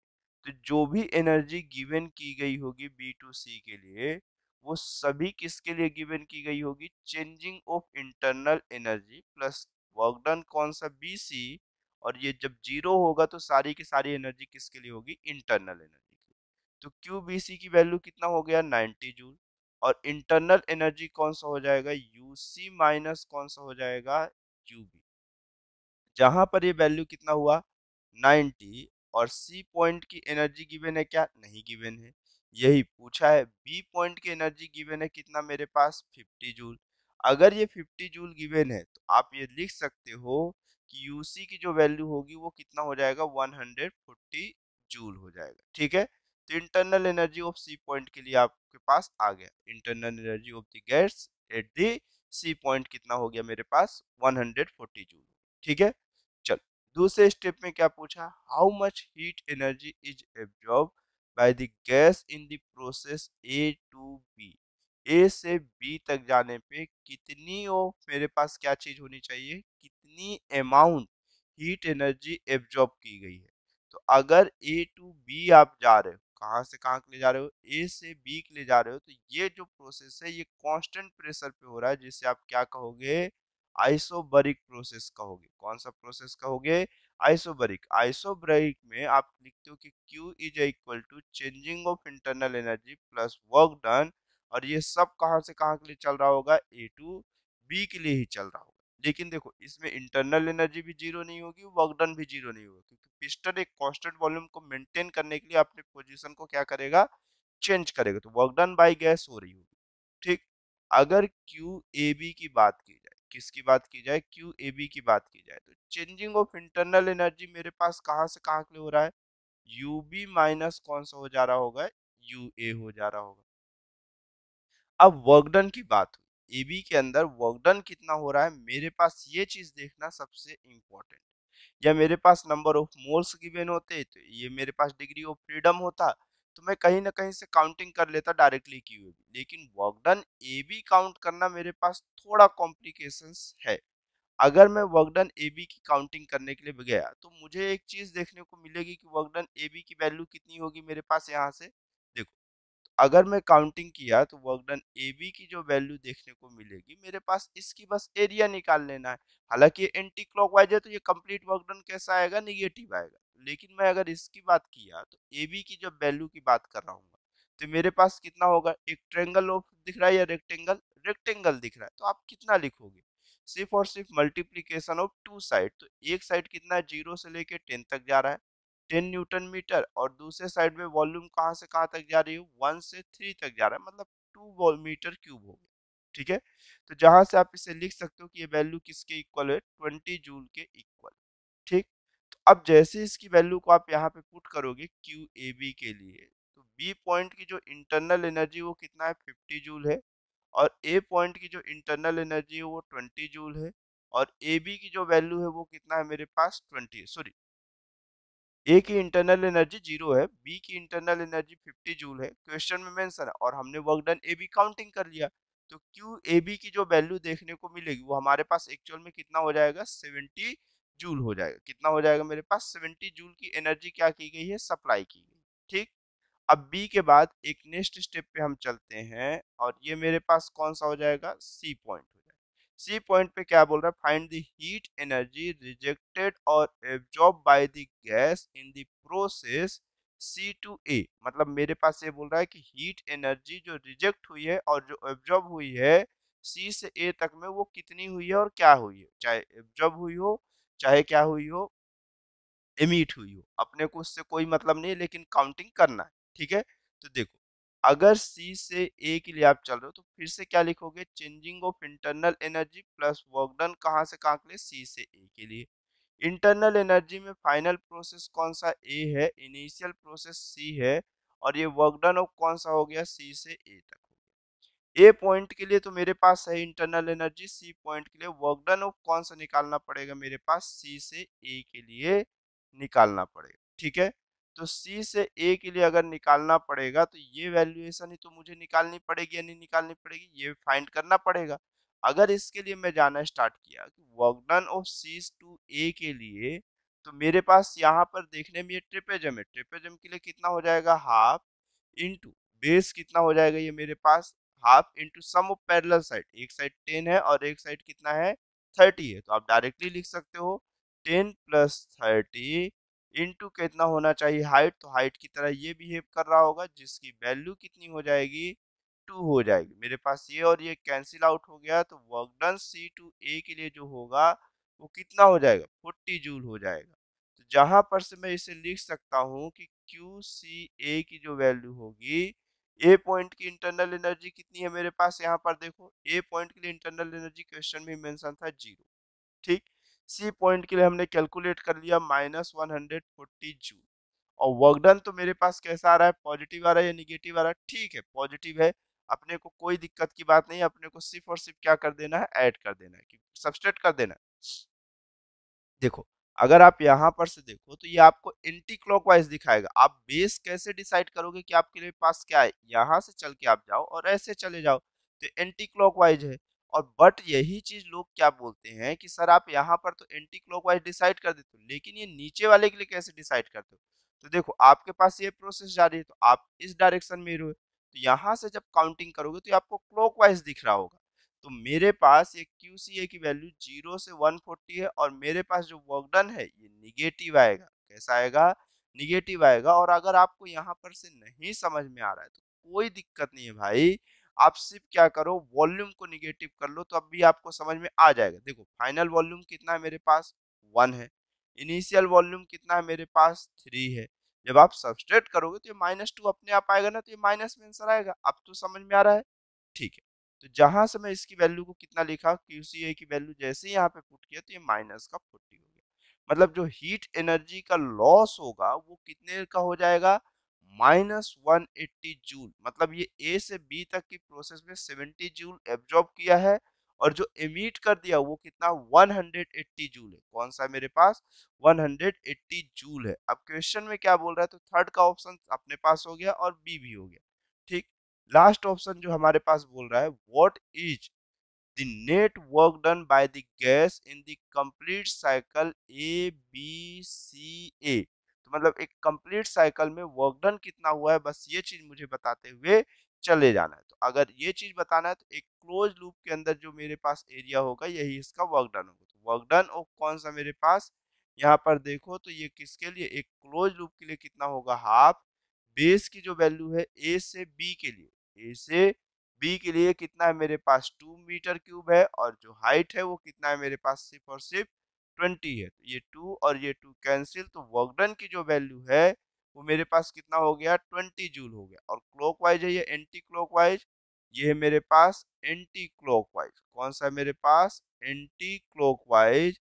और एंटी क्लॉकवाइज के लिए वर्क डन की जो वैल्यू होगी वो -20 जूल हो जाएगी। कितना हो जाएगा मेरे पास, -20 जूल हो जाएगा। तो ये एक साइक्लिक प्रोसेस में वर्क डन जो आएगा वो -20 जूल हो जाएगा। देखो इसमें एफिशिएंसी एफिशिएंसी नहीं पूछा था, नॉर्मल क्वेश्चन पूछा था, नॉर्मल हम लोगों ने हैंडल कर लिया। ठीक है, चलो अब इसके बाद एक और क्वेश्चन देखते हैं कि नहीं देखें, देख लेते हैं ना यार, छोटा छोटा तो क्वेश्चन ही है, कौन सा बहुत हैवी क्वेश्चन, मैं एकदम छोटे छोटे क्वेश्चन तो कराता हूँ। एक क्वेश्चन देखते हैं ना, एक क्वेश्चन तो एटलीस्ट देख लेते हैं। चल, अब चल, जैसे इस क्वेश्चन के लिए देखते हैं, ये क्वेश्चन क्या बोल रहा है, fix mass of oxygen, fix mass fix mass of oxygen gas perform a cyclic process A B C A as shown, find the efficiency of the process. तो इस पूरे प्रोसेस में इफिशिएंसी कितनी होगी, सिर्फ सबसे सिंपल यही चीज बता। ठीक, क्वेश्चन में कुछ भी नहीं बताना है, बहुत ज्यादा इजी है। लेकिन तब पहले आप देखो, इस पे डायरेक्टली वर्क डन आप काउंटिंग नहीं कर सकते। सबसे पहला मैं गलती बता दूं, क्योंकि इफिशिएंसी में आपको work done upon heat supply तो चाहिए होता है। तो आप देखो यहाँ पर और यहाँ पर क्या है, आपके पास ये प्रेशर और ये टेम्परेचर, डायरेक्टली एरिया निकाल के आप नहीं काउंटिंग कर सकते हो। एरिया फाइंड करके सिर्फ आप और सिर्फ एक कंडीशन में कर सकते हो, जब आपके पास वॉल्यूम का ग्राफ, अगर नहीं है तो आप इसको टच नहीं कर सकते हो। ठीक है, अब नहीं कर सकते हो तो समस्या है वर्क डन फाइंड करने के लिए। देखो ए टू बी के लिए ये मेरे पास प्रेशर और वॉल्यूम के ग्राफ का जो स्लोप गिवन कराता है, ये मेरे पास कैसा कांस्टेंट वॉल्यूम पे रिप्रेजेंट करता है, जिसे हम कौन सा कहेंगे, आइसोकोरिक कहेंगे। कौन सा कहेंगे, आइसोकोरिक। और आइसोकोरिक में ही आपको मालूम है कि हीट सप्लाई जो होगी कांस्टेंट वॉल्यूम में, वर्क डन जो होगा वो 0 होगा, और जो भी हीट एनर्जी दी जाएगी वो चेंजिंग ऑफ इंटरनल एनर्जी के इक्वल होगी। और हीट एनर्जी सिर्फ ए टू बी तक में दी जा रही है, क्योंकि यहीं पर प्रेशर भी इंक्रीज हो रहा है, टेम्परेचर भी इंक्रीज हो रहा है। लेकिन बी टू सी तक में टेम्परेचर डिक्रीज हो रहा है, प्रेशर डिक्रीज हो रहा है, सॉरी टेम्परेचर कांस्टेंट है, प्रेशर डिक्रीज हो रहा है। और सी से ए तक में प्रेशर भी डिक्रीज हो रहा है, कि प्रेशर कांस्टेंट नहीं, प्रेशर कांस्टेंट है, टेम्परेचर डिक्रीज हो रहा है। तो मेरे पास सबसे इंपॉर्टेंट चीज कि ए से बी तक के लिए हीट सप्लाई की कितनी गई है, तो आपको ये चीज देखते बनना चाहिए कब के लिए हीट सप्लाई की गई है और कब के लिए नहीं। तो यहाँ पे हीट सप्लाई की गई है, बचे हुए दो प्रोसेस में हीट को क्या किया गया है, निकाला गया है। ठीक, तो मेरे पास यहाँ पर ए से बी के लिए जो हीट सप्लाई हुई है, सबसे पहले अगर आइसोकोरिक है तो N dot C V dot कितना होगा, डेल्टी होगा। अब फिक्स मास ऑक्सीजन गैस की बात कर रहा है, तो ऑक्सीजन के लिए तो मेरे पास एन की वैल्यू नहीं मालूम है कितना, लेकिन डाई एटॉमिक है। कौन सा है, डाई एटॉमिक है, तो F dot R by two लिखोगे। और डेल्टी ऑफ मेरे पास चेंजिंग ऑफ टेम्परेचर जब लिखोगे तो आपके पास टीबी माइनस कौन सा हो जाएगा, टी ए हो जाएगा। अब आपको नहीं मालूम है कि बी का टेम्परेचर कितना और ए का टेम्परेचर कितना है, तो मैं इसे कितना कंसीडर कर ले रहा हूँ, टी नॉट कंसीडर कर ले रहा हूँ। देखना बाद में फिर से मैं इसको रिप्लेस कर दूंगा। ठीक है, इनिशियल वॉल्यूम को मैं अब क्या किया कि ये मेरे पास पी है, इनिशियल वॉल्यूम को वी नॉट और टेम्परेचर को टी नॉट कंसीडर कर ले रहा हूँ। और ये एन इंटू आर के इक्वल होगा, ये ए के लिए है, सिमिलर बी के लिए हो जाएगा। तो मेरे पास कौन सा हो जाएगा, 3p, और वॉल्यूम अभी भी कांस्टेंट है, और टेम्परेचर कितना हो जाएगा, TV. P not into V naught क्या हो जाएगा मेरे पास, ये कैंसिल आउट हो जाएगा। और अगर मैं यहाँ से देखा तो मुझे टीवी की जो वैल्यू मिलेगी वो 3t नॉट मिल जाएगा। तो मतलब इस पॉइंट का जो टेम्परेचर होगा वो यहाँ पर के इनिशियल टेम्परेचर कितना टाइम्स, 3 टाइम्स हो जाएगा। तो N degree of freedom 5/2 into of R, और टीबी की जो वैल्यू वो 3t नॉट माइनस कौन सा हो जाएगा, टी नॉट हो जाएगा। नेक्स्ट स्टेप में क्यू ए बी की जो वैल्यू देखने को मिलेगी वो कितनी हो जाएगी, 5/2 एन आर, और ये कितना हो गया, 2t नॉट हो गया, 2 कैंसिल आउट हो गया। तो क्यू ए बी की जो वैल्यू देखने को मिलेगी वो 5 nrt नॉट देखने को मिलेगा, 5 nrt नॉट देखने को मिलेगा। ये किसकी वैल्यू होगी, क्यू ए बी की वैल्यू किसकी होगी, क्यू ए बी की, जो आइसोकोरिक कंडीशन है। कौन सा कंडीशन है,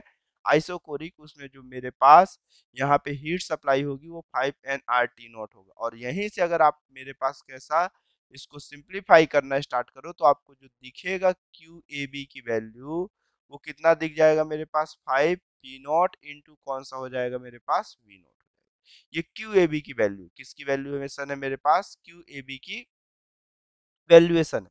ठीक, अब अगले स्टेप में मेरे पास वॉल्यूम भी नहीं मेंशन है तो ऐसा कोई बहुत ज्यादा कंपलसरी नहीं है कि मैं यहाँ पर इसको कन्वर्ट ही करूँ, लेकिन ठीक है मैं अपने साइड से इसको चेंज ही कर देता हूँ। अभी इतना ही ले लेते हैं, ये मेरे पास हीट सप्लाइड है।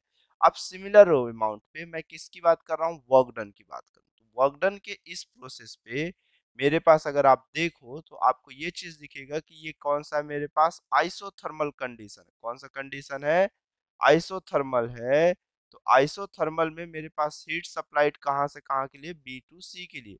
अब हीट सप्लाइड हो नहीं रही होगी, एक्चुअल में हीट निकल रही होगी और मेरे पास अगर हीट एग्जिट हो रही होगी तो इस कंडीशन में मुझे सिर्फ वर्क डन काउंटिंग करना है कि मेरे पास यहाँ से यहाँ तक के लिए वर्क डन की वैल्यू कितनी होगी। तो ये वर्क डन ऑफ कौन सा मेरे पास बी टू सी के लिए जो देखने को मिलेगा वो कितना मिलता है nRT। आइसोथर्मल कंडीशन में मेरे पास कैसा हो जाएगा, वॉल्यूम ऑफ ए हो जाएगा, या तो कितना हो जाएगा प्रेशर। तो प्रेशर आपके पास है, वॉल्यूम नहीं है, तो आप लिख सकते हो पीसी बाई ऑफ कौन सा हो जाएगा मेरे पास पीबी हो जाएगा, फाइनल कंडीशन का प्रेशर हो जाएगा।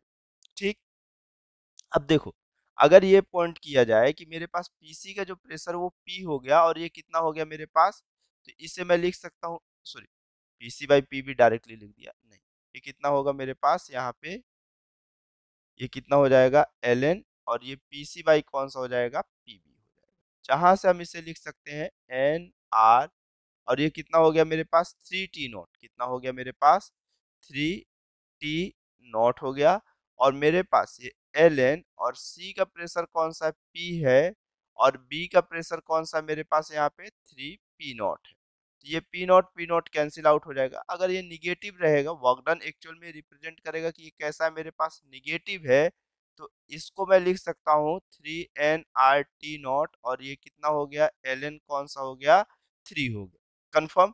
उसी तरह से वर्क डन ऑफ कौन से के लिए मैं काउंटिंग करूं, C2A के लिए अगर काउंटिंग करूं तो ये nRT और ये ln कौन सा हो गया मेरे पास PA बाई कौन सा हो गया PC हो गया। और ये कितना हो गया मेरे पास यहाँ पर से, अगर इस पॉइंट की बात की जाए तो ये मेरे पास ये लगेगा ही नहीं, क्योंकि इस कंडीशन पे अगर आप देखो तो ये आपके पास कैसा है आइसोबरिक कंडीशन है। कैसा कंडीशन है ये, आइसोबरिक कंडीशन है। कैसा कंडीशन है आइसोबरिक। तो अगर आप ये लगा दिए तो आप गड़बड़ में आ गए, ये आइसोबरिक कंडीशन है और ये कौन सा है आइसोथर्मल कंडीशन है। ठीक है, तो आइसोबरिक में यही चीज जब देखने को मिलेगी आपको C2A के लिए, तो आपके पास कैसा होगा constant pressure but changing of कैसा हो जाएगा मेरे पास वॉल्यूम हो जाएगा P। और ये मेरे पास कैसा हो जाएगा VA माइनस कौन सा VC, वॉल्यूम डिक्रीज हो रहा है ठीक है, लेकिन अपने को उससे क्या ही लेना देना है। या तो आप इसी चीज को कैसा देख सकते हो, चेंजिंग ऑफ वॉल्यूम को कितना लिखते हो आप अच्छे से देखो, तो आप लिखते हो पी डॉट कौन सा डेल वी को आप ये भी तो लिख देते हो कि एन आर डॉट कौन सा डेल टी, तो आप लिख दो ना, क्या दिक्कत है एन आर डॉट कौन सा डेल टी लिख सकते हो।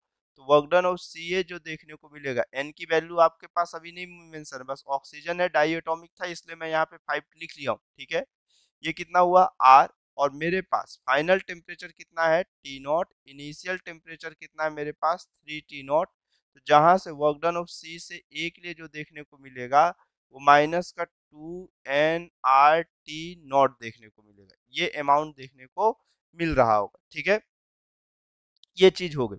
अब ये दोनों हीट एनर्जी का क्या कर रहे होंगे, लॉस कर रहे होंगे, तो अपने पास जो यहाँ पर देखने को मिलेगा, ठीक है, अब जो भी देखने को मिल रहा है, अब एक चीज बच जा रही है, एक चीज बच जा रही है, एक चीज बच जा रही है बी से सी के लिए, कुछ तो बच रहा है।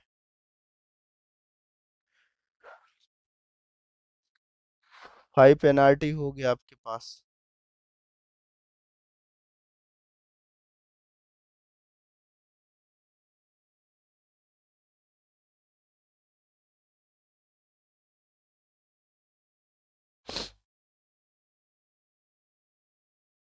कुछ तो बच रहा है।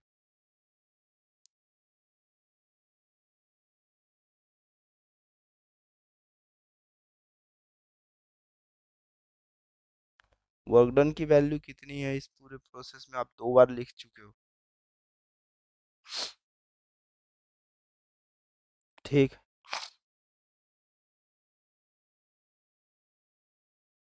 और हीट सप्लाई एक ही बार हो रही है।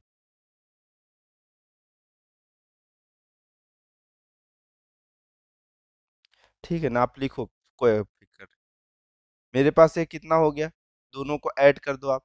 ये कितना होगा, वर्क डन की जो वैल्यू होगी वो कितनी हो जाएगी, 3 NRT नॉट LN 3 प्लस कितना हो जाएगा, 2 NRT नॉट, और मेरे पास हीट सप्लाइड कितना हो जाएगा, 5 NRT नॉट। ठीक। तो अगर मैं इस चीज को देखूं तो ये मेरे पास कितना हो जाएगा, यहाँ से ऊपर साइड से मैं कैसा कंसिडर कर रहा हूँ कि मेरे पास अप साइड से मेरे पास ये चीज कितनी होती चली जाएगी, ये एकदम सही लिखा हूं ना मैं, वर्क डन ऑफ बी से सी के लिए ही देख रहा हूँ।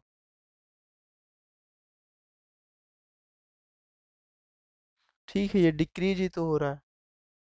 इनिशियल माइनस फाइनल होता है, फाइनल माइनस इनिशियल होता है। कुछ तो कंफ्यूजन है इस पॉइंट पे मुझे, कुछ तो कंफ्यूजन है, थोड़ा सा मुझे कंफ्यूजिंग हो रहा है। आप देखो एक बार थोड़ा सा, मैं भी चेक ही कर लेता हूँ आइसोथर्मल की कंडीशन पे क्या होता है। देखो आप, देखो देखो देखो। हाँ, एक गड़बड़ हो गई है। वो होता ये है, मेरे खुद से ध्यान से उतरा हुआ था।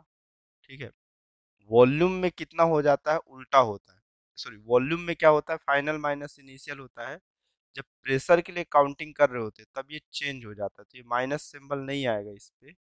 तब की कंडीशन में क्या हो जाता है, पी इनिशियल बाई कौन सा हो जाता है, पी फाइनल, मतलब मेरे पास पी बी अपॉन कौन सा हो जाएगा, पीसी हो जाएगा। तो मतलब 3P0 बाई कौन सा हो जाएगा, P0, ये कैंसिल आउट हो जाएगा, तो ये डायरेक्टली सिर्फ 3 देखने को मिलेगा। तो अगर ये मिलेगा तो मेरे पास यहाँ माइनस सिंबल का यूज नहीं होगा, और ये कैसा हो जाएगा, माइनस हो जाएगा। ठीक है, ये चीज हुआ। अब देखो यहाँ तक तो ठीक है, हीट सप्लाइड का अमाउंट आ गया कि मेरे पास ये कितना है, 5 NRT नॉट हो गया। ठीक है, अब उसके बाद मैं सिर्फ और सिर्फ क्या कर रहा हूँ, NRT नॉट को कॉमन ले लिया, तो ये कितना हो गया मेरे पास, 3 ln 3 - 2 अपॉन कौन सा हो गया, 5 हो गया। ठीक है, बस NRT नॉट को मैं क्या ले ले रहा हूँ, सभी में से कॉमन ले ले रहा हूँ। ये चलेगा ना, यही इफिशियंसी है। परसेंटेज में पूछा है तो परसेंटेज में भी आप बता सकते हो, परसेंटेज में पूछ लिया तो परसेंटेज में भी आप इसको शेयर कर सकते हो। आप देख लो एक बार, मुझे इसमें अभी तो कुछ गड़बड़ नहीं लग रहा, मुझे एक बार मैं देख लेता हूँ अच्छे से, इसको पैरेलल में देखते भी रहता हूँ। आप देख लो इसको, मैं इसको देख ही लेता हूँ कि इसका आंसर कितना होगा मेरे पास।